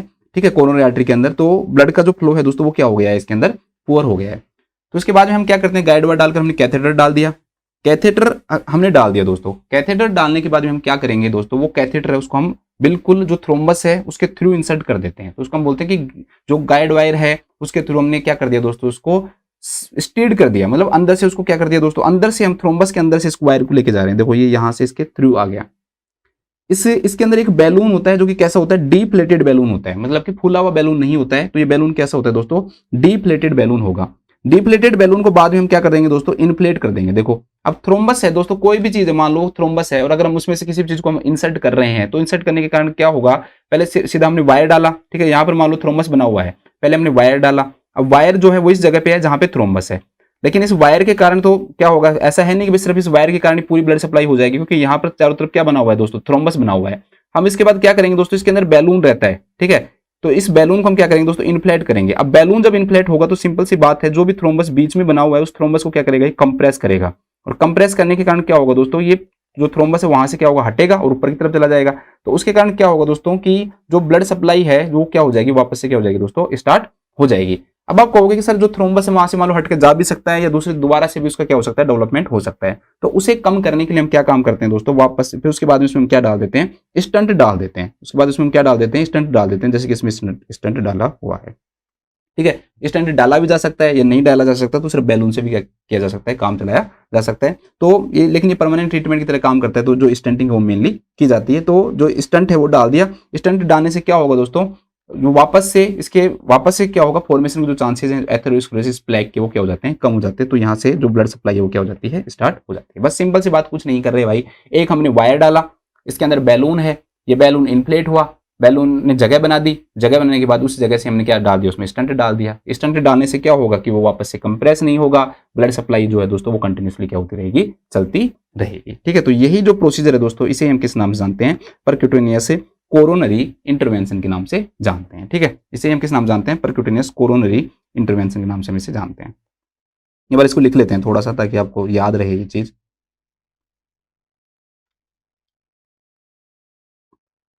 थोड़ा सा, क्योंकि नोट्स रहेंगे तो आपके काम भी आएंगे, वैसे आप भूलते जाते हो।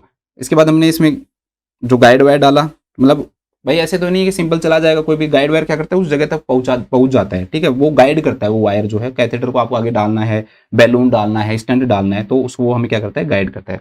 तो जो गाइड वायर वो सीधा जो थ्रोम्बस है उसके अंदर से इंसर्ट करते हैं, कोरोनरी आर्टरी जहाँ पे थ्रोम्बस बना हुआ है सीधा उसके अंदर जाएगा, रेडियल आर्टरी से सीधा वो वहां पे पहुंचाते हैं हम इसको हार्ट तक, ठीक है। तो जो वायर होगा दोस्तों वो क्या करेगा, उसमें से निकलेगा, तो स्टीड होगा, तो guide wire steered through thrombus, जल्दी से लिखा देता हूं जो कि मैंने आपको समझा दिया, थ्रो थ्रोम्बस, स्टीड का मतलब चीरना, उसको चीर कर जा रहा है, थ्रोम्बस को पार करके जा रहा है वो, ठीक है। फिर हम इसमें बैलून डालेंगे, फिर हम डिप्लॉय करेंगे, डिप्लॉय ए, जो बैलून जो कि इन्फ्लेट हो सकता है, ठीक है, तो डिप्लॉय ए बैलून, तो इसके अंदर हम बैलून डालेंगे।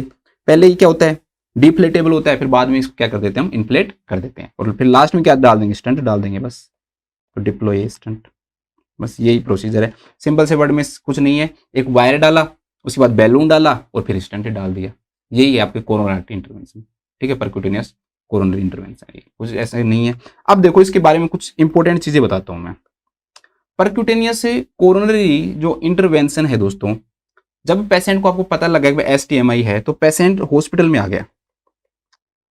हॉस्पिटल में जब पेशेंट आ गया तो उसको बोलते हैं भाई हॉस्पिटल के डोर पे आ गया वो, तो डोर से और बैलून का जो टाइम पीरियड है, डोर से और बैलून का जो टाइम पीरियड है दोस्तों वो 90 मिनट्स होता है। अब इसका मतलब क्या हुआ, मतलब कि हॉस्पिटल में आने के बाद पेशेंट के अंदर 90 मिनट के अंदर अंदर आपको बैलून डाल देना चाहिए। तो इसको हम बोलते हैं डोर टू बैलून टाइम, या फिर सिंपल वर्ड में क्वेश्चन आएगा कि भाई परक्यूटेनियस इंटरवेंशन कितनी देर में कर देना चाहिए। तो परक्यूटेनियस इंटरवेंशन जो है दोस्तों, उस पेशेंट के अंदर हमें 90 मिनट के अंदर अंदर हम उस पेशेंट के अंदर, जैसे ही वो हॉस्पिटल में अराइव हुआ, चेस्ट पेन हुआ तब से नहीं, जब से वो हॉस्पिटल के अंदर अराइव हुआ तो उस टाइम से और 90 मिनट के अंदर अंदर हम उसके क्या करेंगे दोस्तों, परक्यूटेनियस इंटरवेंशन कर देंगे, ठीक है। अब सिंपल से एक यहां पर क्वेश्चन बनता है, क्वेश्चन ये बनता है, मैंने आपको पहले बताया था कि भाई एक ट्रीटमेंट और पढ़ते हैं इसमें, थ्रोम्बोलाइसिस। लेकिन दोस्तों अगर मान लो कि आपको ये लगे कि भाई वो जो पेशेंट है, वो जो हॉस्पिटल है, जिस हॉस्पिटल में आप गए मान लो, और वहां पर कैथ लैब है नहीं, वहां पर ये प्रोसीजर होता नहीं है, और आपको पेशेंट की क्या करनी है दोस्तों, जान बचानी है। अगर किसी पेशेंट की आपको जान बचानी है और वहां पर ये प्रोसीजर होता ही नहीं है, ठीक है, PCI होता ही नहीं है, और आपको उसको PCI के लिए भेजना है, और आपको लगेगा कि भाई उस पेशेंट का जो टाइम जो है ना वो कम से कम 2 घंटे से क्या लगेगा, ज्यादा लगेगा। अगर 2 घंटे से आपको लगे कि भाई जो हॉस्पिटल है वो 2 घंटे दूर है, क्या है 2 घंटे दूर है दोस्तों, तो उस कंडीशन के अंदर हम क्या यूज करते हैं, थ्रोम्बोलाइसिस यूज करते हैं। तो नोट लगाकर लिख लो इसको। मेन प्रोसीजर करना कौन सा चाहिए, थ्रोम्बोलाइसिस नहीं करना चाहिए। अगर एक अच्छा हॉस्पिटल है, ठीक है, उसके अंदर परक्यूटेनियस इंटरवेंशन है, टेक्नीशियन है, डॉक्टर है, कार्डियोलॉजिस्ट है, कार्डियक सर्जन है, अगर वो सब अवेलेबल हैं, तो प्रोसीजर जो करना चाहिए ना दोस्तों एमआई पेशेंट के अंदर, वो हम क्या करेंगे, परक्यूटेनियस इंटरवेंशन करेंगे, ठीक है, परक्यूटेनियस कोरोनरी इंटरवेंशन करेंगे, पीसीआई करेंगे। लेकिन मान लो कि वहां पर है ही नहीं, अब आपको पेशेंट की जान बचानी है और आपको ये लग रहा है, तो उसके लिए एक प्रोटोकॉल बनाया गया है। प्रोटोकॉल ये बनाया गया है दोस्तों कि जो पेशेंट है उसके अंदर जो पीसीआई करने में कम से कम उसको 2 घंटे से ज्यादा का टाइम लग जाएगा, मोर देन 2 आवर्स दूर है वो जो हॉस्पिटल जो है वो, ठीक है, या उससे ज्यादा का टाइम लगेगा, 2 घंटे से ज्यादा। तो उस कंडीशन के अंदर दोस्तों हमें उस पेशेंट के अंदर दूसरी ट्रीटमेंट शुरू करना पड़ेगा, नहीं तो पेशेंट की क्या हो जाएगी, डेथ हो जाएगी। तब उस कंडीशन के अंदर हम थ्रोम्बोलाइटिक थेरेपी क्या करते हैं, यूज करते हैं, नहीं तो नहीं करते, ठीक है। देखो, if PCI intervention can take more than 2 hours, 2 घंटे से ज्यादा टाइम आपको लग रहा है कि लगेगा, तो डॉक्टर उसको फिर थ्रोम्बोलाइटिक थेरेपी यूज करता है। लेकिन ट्रीटमेंट ऑफ चॉइस थ्रोम्बोलाइसिस नहीं है, थ्रोम्बोलाइसिस तभी किया जाएगा जब पीसीआई अवेलेबल नहीं हो, ठीक है। देन थ्रोम्बोलाइसिस,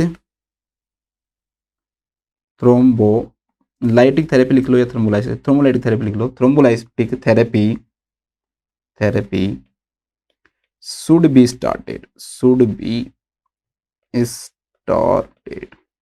ठीक है। थ्रोम्बोलाइसिस थेरेपी जो वो क्या कर देनी चाहिए दोस्तों, स्टार्ट कर देनी चाहिए। परक्यूटेनियस कोरोनरी इंटरवेंशन का क्या कोई साइड इफेक्ट भी होता है? अब आप किसी भी पेशेंट के अंदर मान लो कि वायर डाल रहे हो, बैलून डाल रहे हो, तो उसके कारण एक प्रॉब्लम हो सकती है दोस्तों। अब सर क्या प्रॉब्लम, भाई कोई भी जो आर्टरी है, ठीक है, वो आर्टरी भी क्या हो सकती है दोस्तों, रैप्चर हो सकती है, उसके कारण हो सकती है वो आर्टरी को रैप्चर कर दे। तो उसके कारण क्या होगा दोस्तों कि एक अच्छी कोरोनरी आर्टरी जो कि पहले से डायलेटेड हो गई है, वो भी क्या हो सकती है दोस्तों, रैप्चर होती है, या डायलेट करते समय प्रेशर क्या हुआ, ज्यादा हुआ, और उसके कारण कोरोनरी आर्टरी क्या हो सकती है दोस्तों, रैप्चर हो सकती है। तो इसका एक कॉम्प्लिकेशन लिख लेना जिसको हम बोलते हैं मोस्ट सीरियस कॉम्प्लिकेशन लिख लेना इसका, कि भाई पीसीआई का भी कॉम्प्लिकेशन होता है, ऐसे नहीं कि इसमें हर चीज अच्छी है। एक इसका कॉम्प्लिकेशन लिख लेना कि जो न्यूली डायलेटेड कोरोनरी आर्टरी है दोस्तों, वो फट सकती है, कट सकती है, तो इसको हम बोलते हैं डिसेक्शन होना, ठीक है। तो डिसेक्शन ऑफ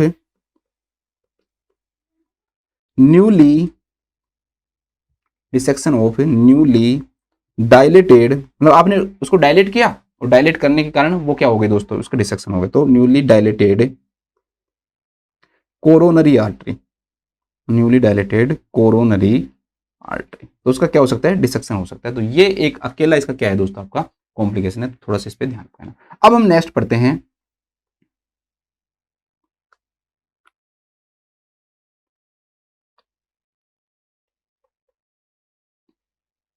थ्रोम्बोलाइटिक थेरेपी।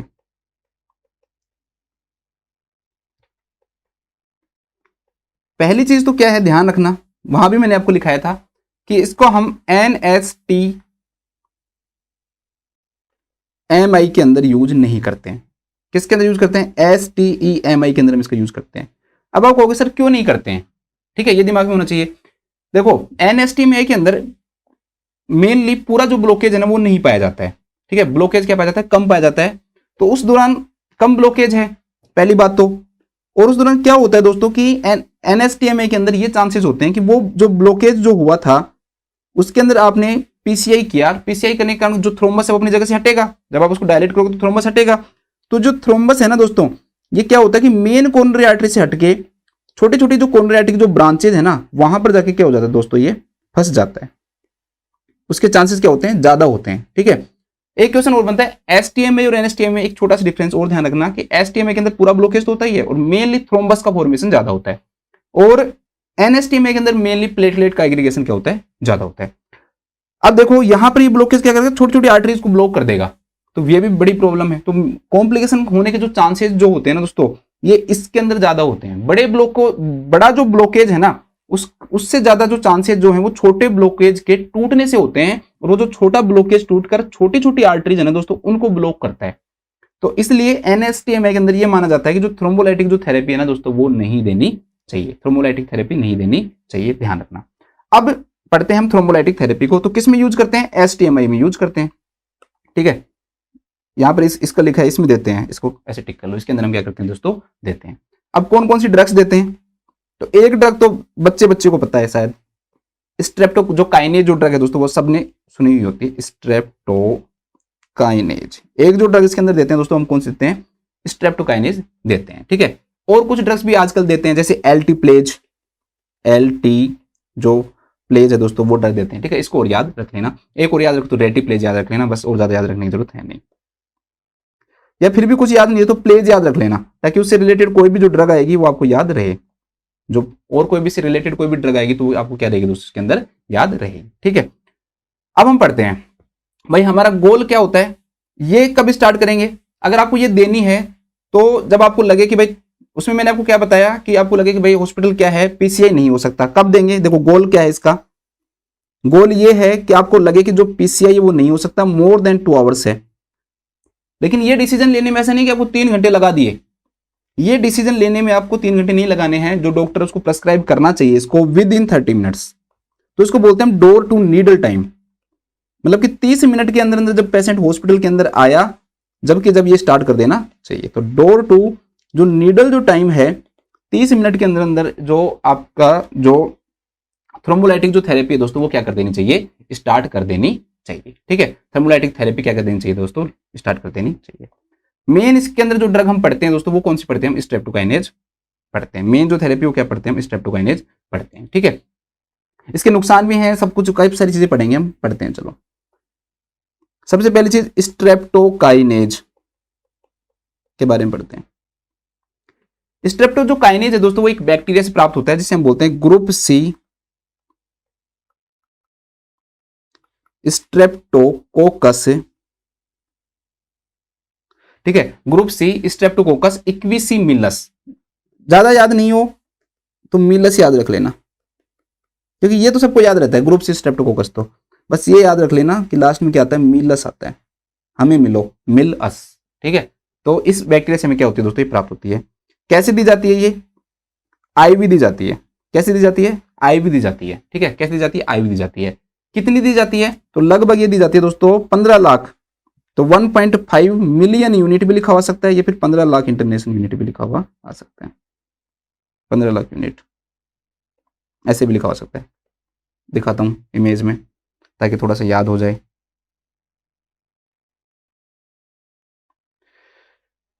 ये देखो, इसमें आपको थोड़ा सा साफ अगर दिख रहा हो तो मुझे लग रहा है कम ही दिख रहा है, बट इसमें देखो 15 लाख इंटरनेशनल यूनिट ये लिखा हुआ है। आईवी यूज के लिए दी जाती है। ठीक है, नेक्स्ट क्वेश्चन बनता है कि दोस्तों ये किसके अंदर डिजोल्व करते हैं? तो इसको हम 5% डेक्सट्रोज में देते हैं। 5% डेक्सट्रोज के अंदर देते हैं। और कितनी देर में देते हैं? Over 60 minute.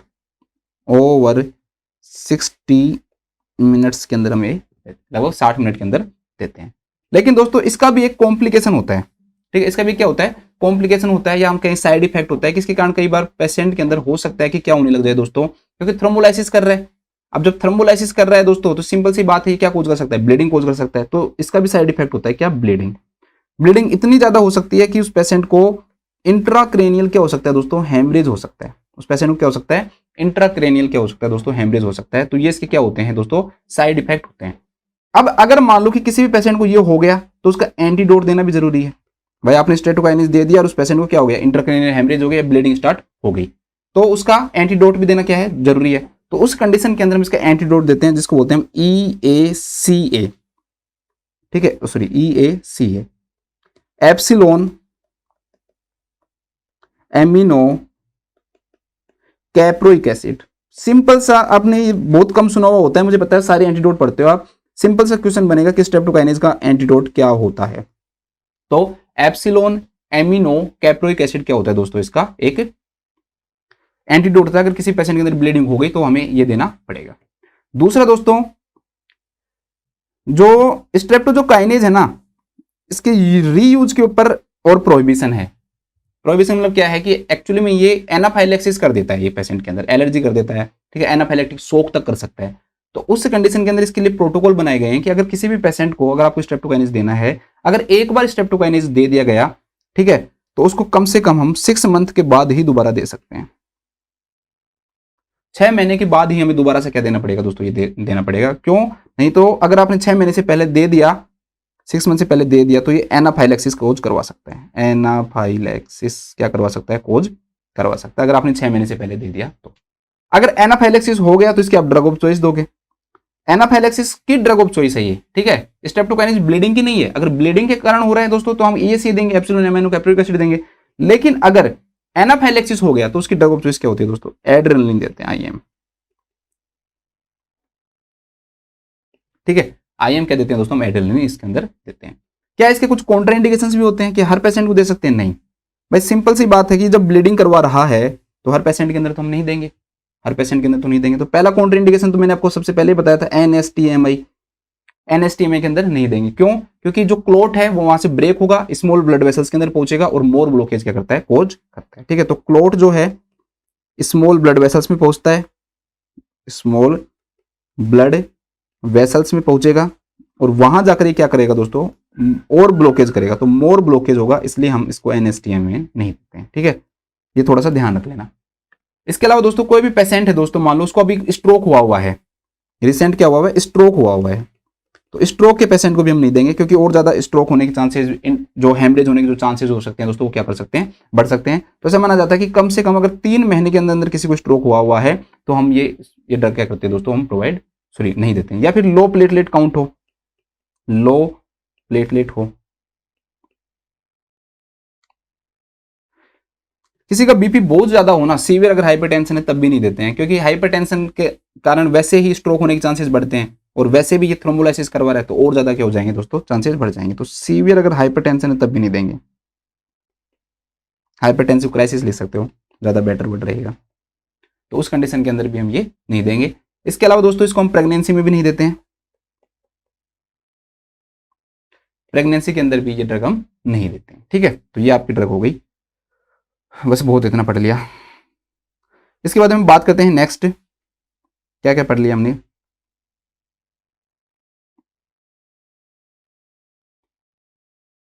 यहां से देखते हैं इसमें, ठीक है। ये मैंने आपको पढ़ा दिया। लो मोलिकुलर वेट हिपेरिन के अंदर आपको ज्यादा नहीं पढ़ना है, सिंपल सी बात है। हिपेरिन है दोस्तों तो क्या करेगा? ये जो कोगुलेशन उसको क्या करता है? प्रिवेंट करता है, ठीक है। तो लो मोलिकुलर वेट हिपेरिन में हम डेल्टेपेरिन या इनोक्सप्रिन देते हैं, मेनली हम ये सबक्यूटेनियसली देते हैं, ठीक है। इसके इंजेक्शन भी दिखाता हूँ। हॉस्पिटल के अंदर जो डेल्टेपेरिन आता है, फ्रेगमिन के नाम से आता है, इसका जो ब्रांड नेम है वो फ्रेगमिन है, याद करने की जरूरत नहीं है। बस ये उन बच्चों के लिए बता देता हूँ कि जो बच्चे बेचारे हॉस्पिटल में काम नहीं करते हैं, वो थोड़ा सा हॉस्पिटल के बारे में जानना चाहते हैं, तब मैं ये थोड़ा सा दिखा देता हूँ। वैसे आपको याद करने की इसको जरूरत है नहीं, शायद इसकी इमेज है नहीं अभी मेरे पास। हाँ ये रही, देखो ये इमेज है, ठीक है। ये है डेल्टेपेरिन सोडियम इंजेक्शन, 5000 इंटरनेशनल यूनिट का आता है, ये फ्रेगमिन के नाम से आता है। देखो ये 5000 इंटरनेशनल यूनिट का ये आता है, ठीक है। ये है लो मोलिकुलर वेट हिपेरिन। तो आपको मेन ये याद रखना है कि इसके अंदर साल्ट क्या है? डेल्टेपेरिन। साल्ट क्या है इसके अंदर दोस्तों? डेल्टेपेरिन होता है, ठीक है। ये कल पढ़ा था हमने, जो भी इमेजेस आप देख रहे हो, कुछ बच्चे सोच रहे होंगे सर ये कहाँ से आया है, तो ये हमने कल पढ़ा था। चलो नेक्स्ट देखते हैं।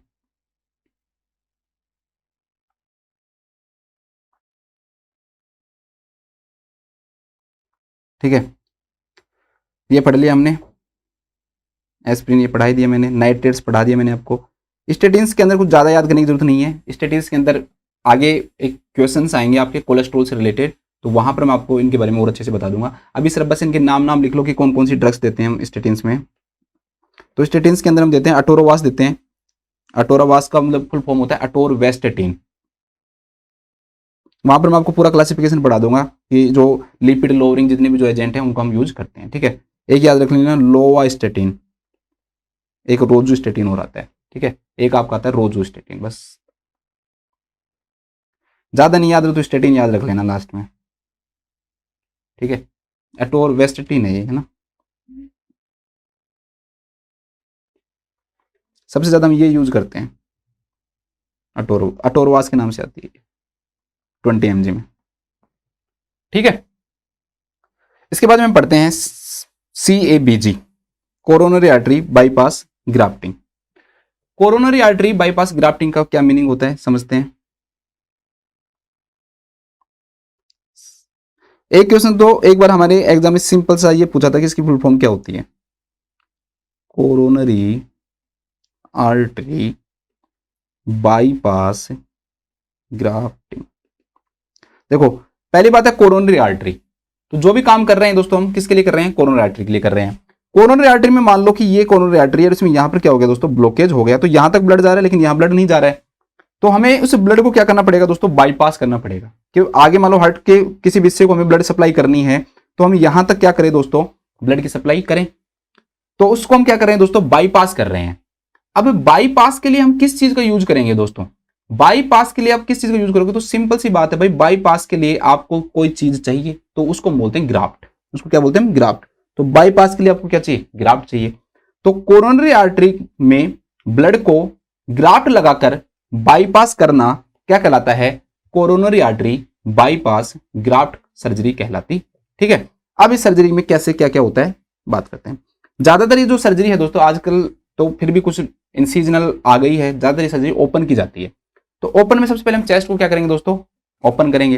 तो पहला काम हम करते हैं सर्जरी के अंदर, थोड़ा सा लिखा देता हूं, ओपनिंग ऑफ चेस्ट।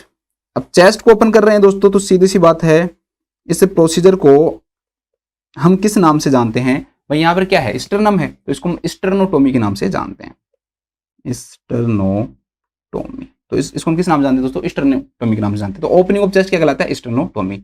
अब हार्ट जो पूरे से काम कर रहा है भाई, अब इतना पंपिंग करते हुए उस पर काम करना क्या है, बहुत मुश्किल है। तो उसके लिए हम क्या काम करते हैं दोस्तों, कि जो ब्लड है ना उस पूरे को क्या कर देते हैं, बाईपास करते हैं। कि जो हार्ट जो काम कर रहा है पंपिंग का, वो कोई मशीन काम करे, तो इसे हम किस नाम से जानते हैं, कार्डियो पल्मोनरी। अब वो लंग्स का भी काम करता है, ऑक्सीजनेशन का काम भी करता है, कार्डियो पल्मोनरी, ठीक है, बाईपास। इसके अंदर जो मशीन यूज करते हैं उसका नाम है cardio pulmonary bypass machine, CPBM machine क्या करते हैं, यूज करते हैं। ये CPBM जो मशीन है दोस्तों, ये क्या काम करती है, ये ब्लड को क्या कर देती है, डाइवर्ट कर देती है, हार्ट से मशीन में भेजेगी, मशीन के अंदर ये ब्लड क्या होगा, ऑक्सीजनेटेड होगा, और फिर वहां से पंप करेगा और पूरे बॉडी को क्या होगी, सप्लाई होगी।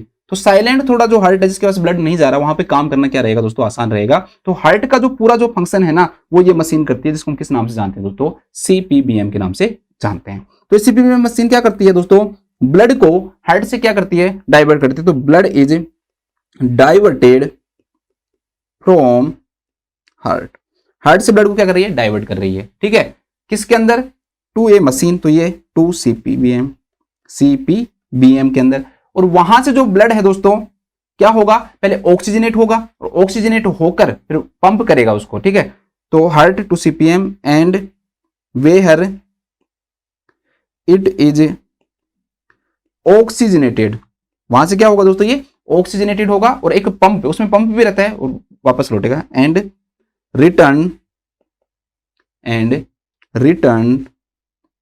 वाया ए पंप, एक पंप के द्वारा ये ब्लड क्या होगा दोस्तों, वापस से पहुंच जाएगा, वापस से ये ब्लड क्या होगा दोस्तों, पहुंच जाएगा। अब उसके बाद में हमें दोस्तों क्या चाहिएगा, हमें बाईपास करना है, तो बाईपास करने ग्राफ्ट चाहिएगा। तो उसके बाद में हम क्या करते हैं दोस्तों, हमें ग्राफ्ट चाहिए, ग्राफ्ट को इंप्लांट करेंगे हम, तो हमें क्या चाहिए दोस्तों, ग्राफ्ट चाहिए। अब ग्राफ्ट से भी क्वेश्चंस बनते हैं, ग्राफ्ट से क्वेश्चन बनते हैं, मैंने आपको पहले भी बताया था कि सबसे लिस्ट चांसेस किसके होते हैं, बताओ आप लोग बताओ, सबसे लिस्ट सबसे कम चांसेस एथेरोस्क्लेरोसिस के किस में होते हैं। तो मैंने आपको बताया था दोस्तों कि वो किसके अंदर होते हैं, इंटरनल मेमोरी आर्टरी के होते हैं, इंटरनल मेमोरी आर्टरी। इसलिए सबसे ज्यादा अगर आपको चुनना हो, मोस्ट प्रेफर्ड अगर आपको चुनना हो दोस्तों, तो वो इंटरनल मेमोरी आर्टरी होती है। अब देखो एथेरोस्क्लेरोसिस हो रहा है बॉडी के अंदर, उसके कारण क्या हुआ था दोस्तों, उसका MI हुआ है, तो एथेरोस्क्लेरोसिस दोबारा से भी हो सकता है। तो हम ऐसी आर्टरी चूज करेंगे जो जिसके अंदर सबसे कम चांसेस हो। मैंने ये तो नहीं कहा ना कि चांसेस मतलब भाई है ही नहीं, चांसेस तो हैं। इसलिए ये भी नहीं होता कि भाई आप कभी ये सोचो कि भाई किसी भी पेशेंट का एक बार आपने CABG कर दिया तो वो CABG 40 साल चलेगा, 50 साल चलेगा, ये नहीं होता है। उसकी भी कुछ क्या होती है दोस्तों, एज होती है, वो ग्राफ्टिंग का वहां पर भी क्या हो जाता है, एथेरोस्क्लेरोसिस हो जाता है। तो सबसे ज्यादा टाइम तक जो चलती है ना, लगभग 15 से और 20 साल तक, 15 से और 20 साल तक आपको दोबारा से ग्राफ्टिंग की जरूरत नहीं पड़ती है। तो वो कौन सी होती है, इंटरनल मेमोरी आर्टरी होती है। अभी मैं समझा दूंगा कि ग्राफ्टिंग में क्या करते हैं कैसे नहीं करते।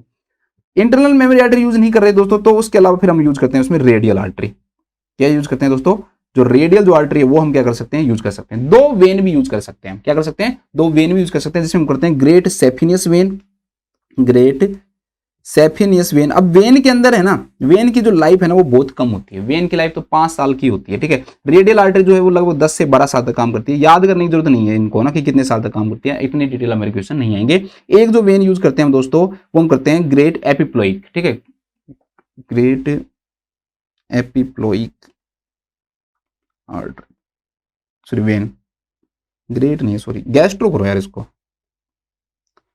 करो gastro epiploic when, gastro epiploic, हाँ ये यूज करते हैं। लेकिन इनका जो टाइम पीरियड है ना वो बहुत कम होता है, ये लगभग 5 साल तक करती है, दोबारा से करने की जरूरत पड़ती है। तो ये क्यों की जाती है भाई, कई बार क्या होता है कि इनको निकालना बहुत आसान होता है। जैसे ग्रेट सेफिनियस वेन है, इसको हार्वेस्ट करना, क्योंकि हमें ग्राफ्टिंग के लिए उनको निकालना जरूरी है, उनको हार्वेस्ट करना क्या होता है थोड़ा सा आसान होता है। तो कई बार ज्यादा वर्कलोड होता है गवर्नमेंट हॉस्पिटल के अंदर, ठीक है, उनके पास काम बहुत ज्यादा है और बहुत जल्दी काम करना हो, तो उस कंडीशन के अंदर क्या करते हैं वो जहां से जल्दी से निकाल सकते हैं, तो ग्रेट सेफिनियस वेन को निकालना आसान होता है, तो इसलिए वो इनका यूज करते हैं। वैसे इनके जो लाइफ टाइम है दोस्तों वो क्या होता है, बहुत ही क्या होता है, कम होता है, ठीक है। इसके बाद में क्या कर देंगे दोस्तों, उसको हम कोरोनरी आर्टरी से क्या कर देते हैं, जोड़ देते हैं। बस ये ग्राफ्ट को हमने निकाला और ग्राफ्ट को निकाल कर हम क्या करते हैं, इसको एनास्टोमोसिस कर देते हैं, ठीक है। तो आर्टरी इज, अब ये इमेज भी दिखाऊंगा, एनास्टमोज्ड मतलब जोड़ दी जाती है, फ्यूचर की जाती है टू किससे, कोरोनरी आर्टरी से करेंगे, टू कोरोनरी आर्टरी। तो इस प्रोसीजर को हमने किस नाम से जाना, सीएबीजी। सिंपल सी बात, चेस्ट को ओपन किया, ठीक है, चेस्ट को ओपन करने के बाद जितना भी जो ब्लड है उसको बाईपास किया, हमने जो ग्राफ्ट चाहिए था वो निकाला, ग्राफ्ट को वापस से हमने क्या कर दिया, कोरोनरी आर्टरी से क्या कर दिया, अटैच कर दिया। तो इस प्रोसीजर को हम किस नाम से जानते हैं, सीएबीजी के नाम से जानते हैं, कोरोनरी आर्टरी बाईपास ग्राफ्टिंग के नाम से जानते हैं। कुछ इमेजेस दिखाता हूं, थोड़ा सा आपको समझ में आएगा।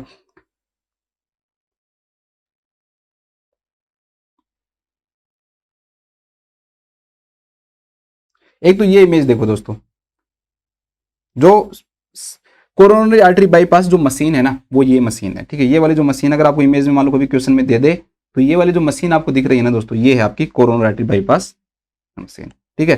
ये ब्लड को क्या करती है, लेती है और वापस से पहुंचा देती है, ठीक है। यहाँ से इसने ब्लड को लिया, इसको ऑक्सीजनेट किया, वापस से फिर पहुंचा दिया। तो इस मशीन को हम किस नाम से जानते हैं, इसको हम किस नाम से जानेंगे दोस्तों आपका, कि ये कार्डियोपल्मोनरी बाईपास मशीन कहलाती है। अब वो देखो, आप ये देखो, जैसे कि मान लो आपने एग्जाम्पल के रूप में ले ली लेफ्ट इंटरनल मेमोरी आर्टरी ले लिया आपने, तो इसको क्या करेंगे दोस्तों, यहां से तो अटैच्ड रहती है लेफ्ट इंटरनल मेमोरी आर्टरी, तो यहां से तो हम इसको रिमूव नहीं करेंगे, और इसको डायरेक्टली यहां पर क्या है दोस्तों, ब्लॉकेज है, इस जगह पे क्या है, ब्लॉकेज है। तो इससे जस्ट आगे हमने इसको क्या कर दिया दोस्तों, जोड़ दिया। देखो इससे जस्ट आगे हमने इसको क्या कर दिया, जोड़ दिया। ये यहां से ये आई और यहां पर हमने इसको क्या कर दिया, अटैच कर दिया। सिंपल सी बात है भाई, बाईपास कर दिया। देखो एग्जाम्पल के रूप में समझो कि भाई कोई आदमी है, मान लो उसको है ना ए से लेकर और उसको यहां जाना है, यहां जाना है उसको, मान लो तो वो ऐसे जा रहा है, ठीक है, इस जगह पे जाना है बी पर, वो ऐसे उसको जाना है। अब हम यहाँ पर क्या आ गया दोस्तों, ये रास्ता है नहीं बंद कर दिया पुलिस ने कि भाई यहाँ से नहीं जाने देंगे, तो वो आदमी यहाँ से सीधा इस प्रकार से जा रहा है, तो ये क्या कर दिया उसने, बाईपास कर दिया हमने। तो इसी प्रकार से जो ब्लड है वो यहाँ पर क्या हो रहा है दोस्तों, ब्लॉकेज हो रहा है, तो हमने क्या किया दोस्तों, इस आर्टरी को यहाँ से आगे पहुंचा दिया, तो ये आगे ब्लड का जो सर्कुलेशन है वो पहुंच जाएगा, ठीक है। या फिर एग्जाम्पल के रूप में देखो वेन, अब वेन को तो दोनों भागों से कट करते हैं, यहाँ पे जहां से इसको वेन को क्या करेंगे, दोनों पार्ट से कट करेंगे। एक जो पार्ट है उसको किससे जोड़ दिया हमने, असेंडिंग रोटा से जोड़ दिया, और जहां पर ब्लॉकेज था उससे आगे हमने इसको यहाँ पर अटैच कर दिया। देखो ये इससे आगे हमने इसको क्या कर दिया, अटैच कर दिया। यहाँ पे क्या था, ब्लॉकेज था, इस जगह पे ब्लॉकेज था, तो हमने इसको यहाँ पर क्या कर दिया दोस्तों, अटैच कर दिया, ताकि आगे ब्लड सप्लाई हो जाए, ठीक है। तो आपको समझ में आ गया होगा। बस इतना पढ़ लो, बहुत ज़्यादा डिटेल में भी जाने की जरूरत नहीं है, नहीं तो फिर आप कंफ्यूज हो जाओगे, पागल हो जाओगे कि सर क्या क्या पढ़ा रहे हो आप, ठीक है। तो उससे भी थोड़ा सा बाहर निकलना जरूरी है। चलो अब वापस से आते हैं। मैंने आपको लोडिंग डोज की बात की थी, थोड़ा सा समझा देता हूँ कि हम जैसे हम हॉस्पिटल में काम करते हैं तो हम कौन कौन सी ड्रग्स देते हैं। जब हमें पता लग जाता है कि भाई पेशेंट को भाई एमआई हो गया, तो हम क्या क्या देते हैं उसको, तो एक तो हम उसको सोर्बिट्रेट देते हैं, ठीक है, सोर्बिट्रेट 5 mg, बीपी देख कर देते हैं हमेशा, सबलिंगुअली, ठीक है। वही आइसोसोर्बाइड मोनोनाइट्रेट डाइनाइट्रेट वो देते हैं, ठीक है। नाइट्रोग्लिसरीन भी दी जा सकती है, वो देते हैं हम उसको बीपी चेक करने के बाद, बीपी चेक करने के बाद देते हैं, ठीक है। इसके बाद में हम उसको देते हैं दोस्तों एस्पिरिन। एस्पिरिन जो है वो लगभग हम देते हैं उसको 300 mg, 4 टैबलेट देते हैं, ठीक है।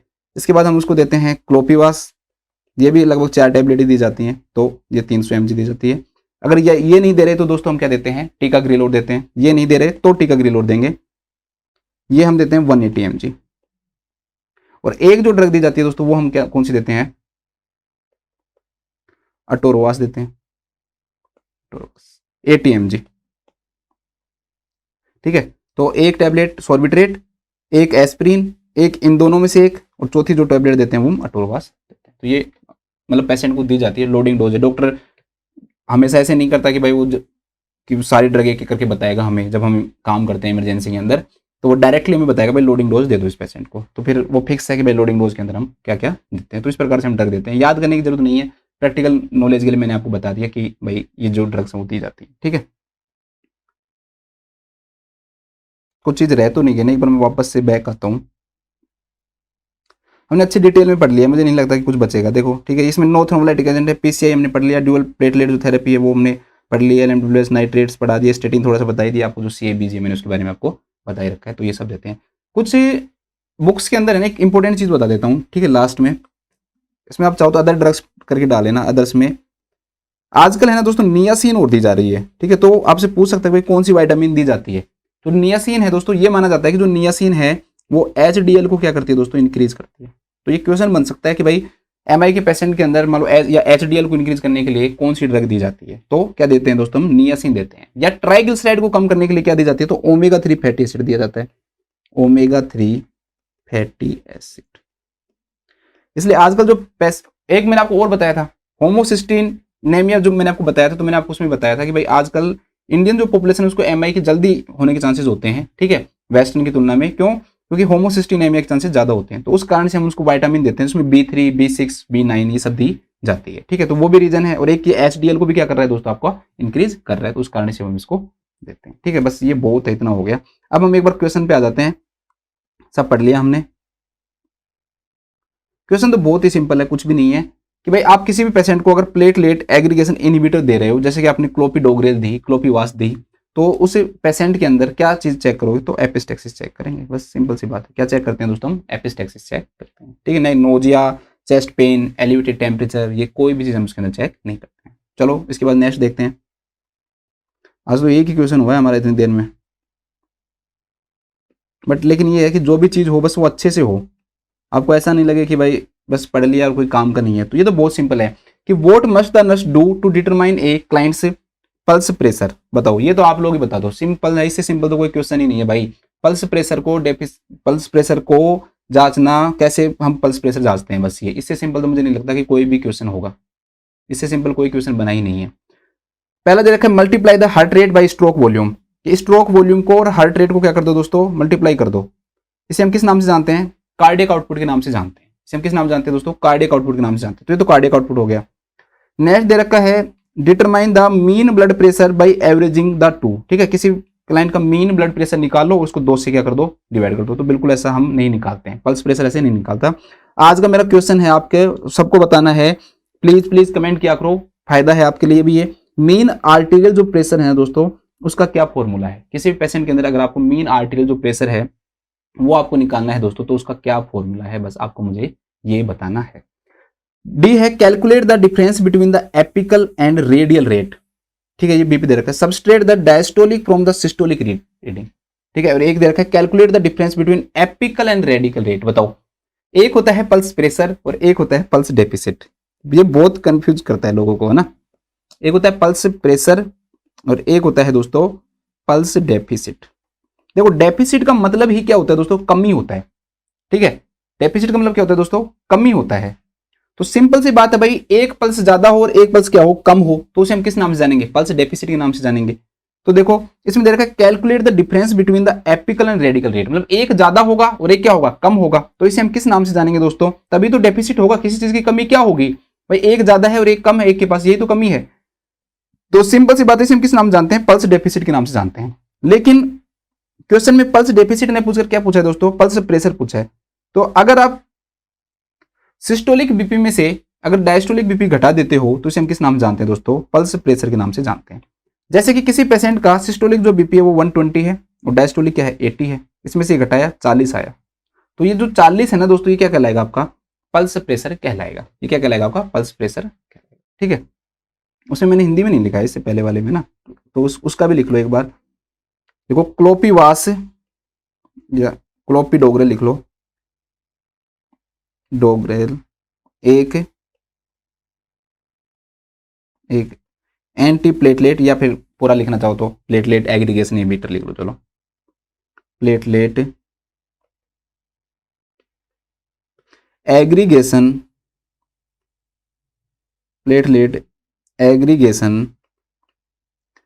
इनहिबिटर ड्रग है, इनहिबिटर ड्रग है। इसका साइड इफेक्ट ब्लीडिंग होता है, ब्लीडिंग ब्रैकेट में लिख लेना, एपिस्टेक्सिस होता है, एपिस्टेक्सिस होता है। ठीक है, इसका एक साइड इफेक्ट एपिस्टेक्सिस होता है। चलो नेक्स्ट क्वेश्चन पढ़ो, 10 तो करवा देता हूँ कम से कम यार 2 दिन में। ठीक है, अब इतना टाइम नहीं लगेगा, जैसे इनमें टाइम लगा था ना, इन क्वेश्चन में इतना टाइम लगेगा। After surgery for insertion of coronary artery bypass graft, एक पेशेंट है दोस्तों, उसकी सर्जरी की गई, किसके लिए? कोरोनरी आर्टरी बाईपास ग्राफ्ट के लिए। एक client develops a temperature of 102 degree Fahrenheit. एक क्लाइंट है दोस्तों, उसके अंदर क्या हुआ? टेम्परेचर आ गया, कितना आ गया? 102 डिग्री फारेनहाइट आ गया। What priority concern related to elevated temperature does a nurse consider when notifying the healthcare provider about the client's temperature? ये क्वेश्चन कोई CABG से रिलेटेड नहीं है, बस सिंपल से आपका दिमाग लगाना है आपको। अगर आपने हाइपरथायरॉइडिज्म पढ़ा हुआ है ना, अगर आपने बेसल मेटाबॉलिक रेट पढ़ी हुई है ना, तो आपने हाइपोथायरॉइडिज्म पढ़ा हुआ है, तो आप इस क्वेश्चन को बहुत आसानी से कर दोगे। दोस्तों इस क्वेश्चन में सिंपल सी बात ये कह रहा है कि पेशेंट का CABG हुआ और उस पेशेंट को क्या हो गया? फीवर हो गया 102। तो उस फीवर के कारण क्या होगा? पहला दे रखा भाई, a fever may lead to diaphoresis. भाई ये बात सही है, लेकिन इस क्वेश्चन में पूरी लाइन पढ़ो। What priority concern related to elevated temperature does a nurse consider when notifying the health care provider. भाई मतलब कि ऐसी कौन सी चीज है जो नर्स को पता लगे और उसको SCP को नोटिफाई करना भी चाहिए? भाई फीवर के कारण डायफोरेसिस हुआ, डायफोरेसिस, सिर्फ डायफोरेसिस के कारण आप कभी भी ऐसे नहीं कि SCP को जाके बताओगे कि भाई उसको फीवर है, उसको डायफोरेसिस हो रहा है, तो वो कहेगा भाई फीवर के कारण डायफोरेसिस हो सकता है, कोई वो बड़ी बात नहीं है। लेकिन वो मेन चीज ऐसी क्या है जो आपको नोटिफाई करना जरूरी है? तो ये बताने की मुझे कोई जरूरत ही नहीं है आपको। तो ये बात है सही, लेकिन ये बात SCP को बताने लायक नहीं है, क्योंकि आपको कोई बड़ी बात खोजनी है कि भाई जो SCP को बताई जा सके, जो रीजन है। इसलिए ये बात सही है कि भाई फीवर जो है उसके कारण डायफोरेसिस हो सकता है, लेकिन इस बात को SCP को नहीं बताया जा सकता, क्योंकि डायफोरेसिस है तो क्या हो गया। Next, A fever increases the cardiac output. This is the right answer of this question. मैंने आपको बेसल मेटाबॉलिक रेट पढ़ाया था, हाइपरथायरॉइडिज्म पढ़ाया था, जब मैंने आपको बताया था कि भाई कभी भी किसी भी पेशेंट के अगर फीवर होगा, BMR इंक्रीज होगी, और जब बेसल मेटाबॉलिक रेट इंक्रीज होती है तो उस पेशेंट के अंदर हमेशा कार्डियक जो आउटपुट है दोस्तों वो भी क्या हो जाता है? इंक्रीज हो जाता है। इसलिए इस क्वेश्चन का राइट आंसर अभी तक यही रहेगा। सर थर्ड क्या देखा? N increase temperature indicates cerebral oedema. ठीक है, कि भाई increase temperature cerebral oedema indicate करता है। पहली बात तो सेरिब्रल एडिमा में कोई बहुत रेयर कोई चांसेस होता हो तो, नहीं तो होता नहीं है। दूसरी बात, CABG के कारण जो है ना, सेरिब्रल एडिमा होने के चांसेस भी क्या होते हैं? रेयर होते हैं। तो दोनों रीजन इसको क्या बनाते हैं? गलत बनाते हैं कि ऐसा नहीं देखने को मिलेगा। डी क्या दे रखा है दोस्तों? An increase temperature may be a sign of haemorrhage. अरे भाई ये तो सबसे गलत है, सबसे उल्टा है। अगर आपको कोई एक ऑप्शन को हटाना होगा ना, सबसे पहले मैं इसी ऑप्शन को हटाऊंगा। भाई किसी भी पेशेंट को ब्लीडिंग होगी, हेमरेज हुआ, ब्लीडिंग होगा तो BP गिरेगा, BP गिरेगा तो जो इसकी स्किन है वो क्या होगी दोस्तों? कूल होगी। टेम्परेचर हमेशा क्या होता है? कम होता है, ना कि बढ़ता है। तो ये भी बिल्कुल क्या हो जाएगा? गलत हो जाएगा। इसमें तो फीवर बता रहा है तो इंक्रीज थोड़ी होगा। हेमरेज के कारण हमेशा टेम्परेचर क्या होता है? कम होता है। हाइपोथर्मिया में जा सकता है पेशेंट, न कि फीवर में जाएगा। तो ये तो वैसे गलत है। तो इसके अंदर लिखो इसमें सिंपल से लिखो कि इंक्रीज टेम्परेचर के कारण, CABG से मत जोड़ो इसको, कुछ भी अपने को जोड़ने की जरूरत नहीं है। इंक्रीज टेम्परेचर के कारण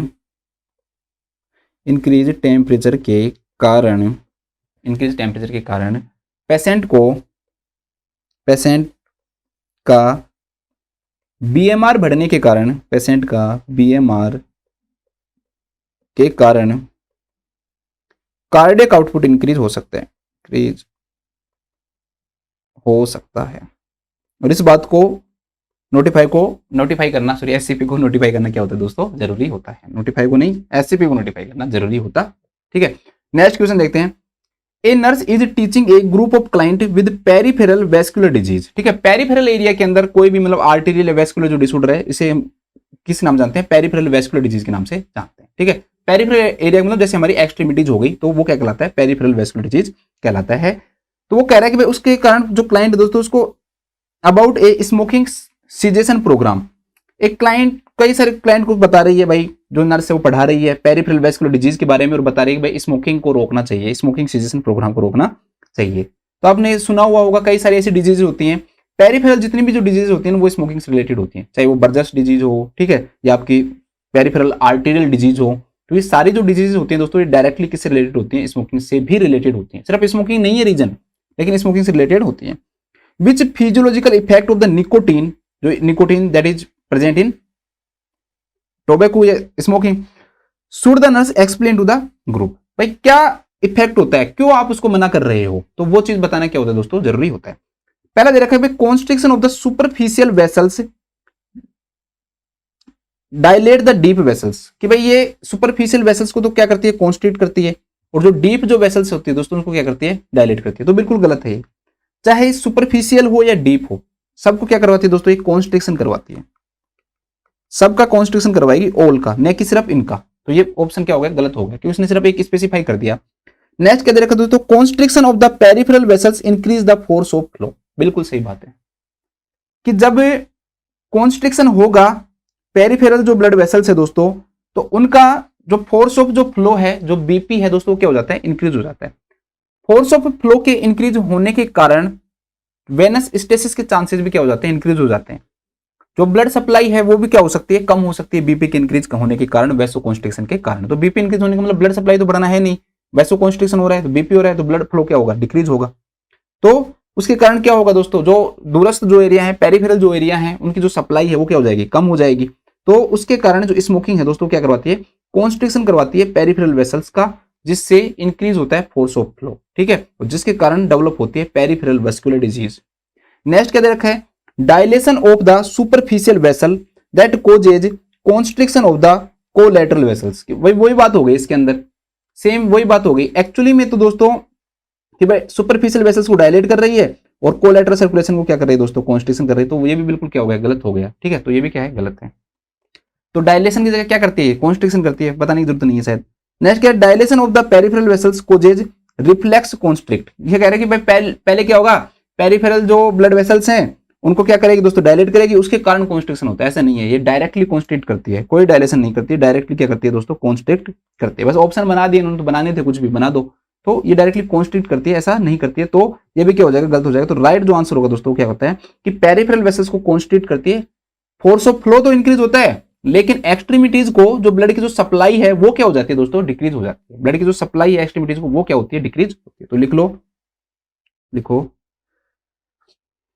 स्मोकिंग ब्रैकेट में निकोटीन वैसोकॉन्स्ट्रिक्शन करता है, वैसोकॉन्स्ट्रिक्शन करता है, जिससे फोर्स ऑफ फ्लो इंक्रीज होता है, force of flow FLOW increase होता है, लेकिन एक्सट्रीमिटीज को ब्लड सप्लाई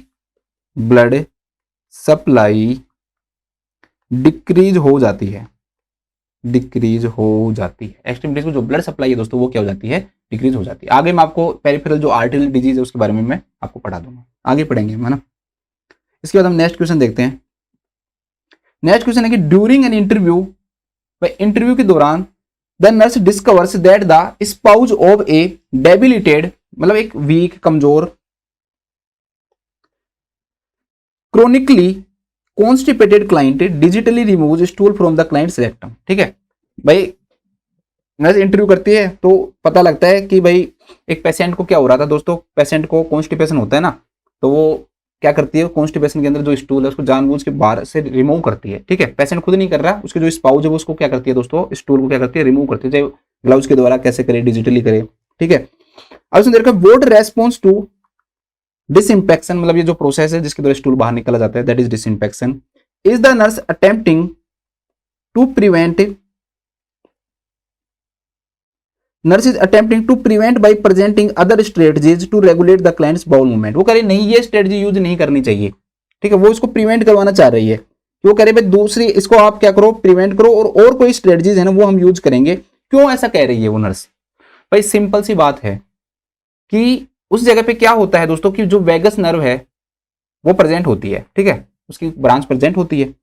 अब आप कभी भी डिजिटली अगर मान लो रिमूव कर रहे हो या डिसइंफेक्शन कर रहे हो, स्टील को रिमूव करने की कोशिश कर रहे हो, तो वेगस नर्व क्या होगी, स्टिमुलेट होगी।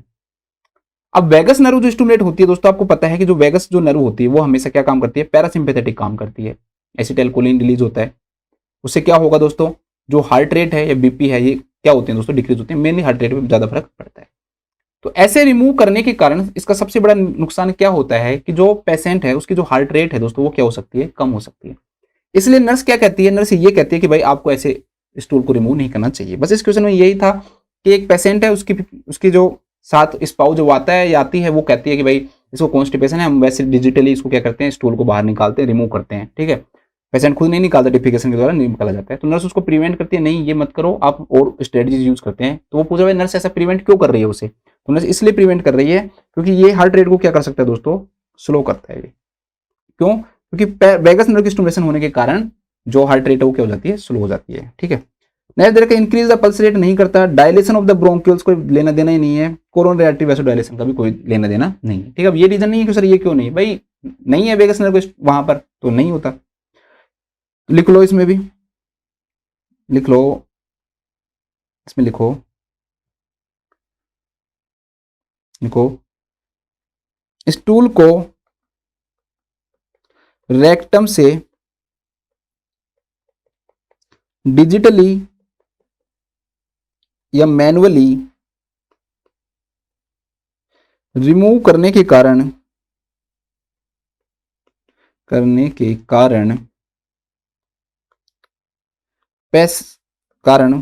वेगस नर्व के स्टिमुलेशन से, वेगस नर्व के स्टिमुलेशन से हार्ट रेट कम हो सकती है, ब्रैकेट में लिख लेना पैरासिम्पैथेटिक रेस्पॉन्स।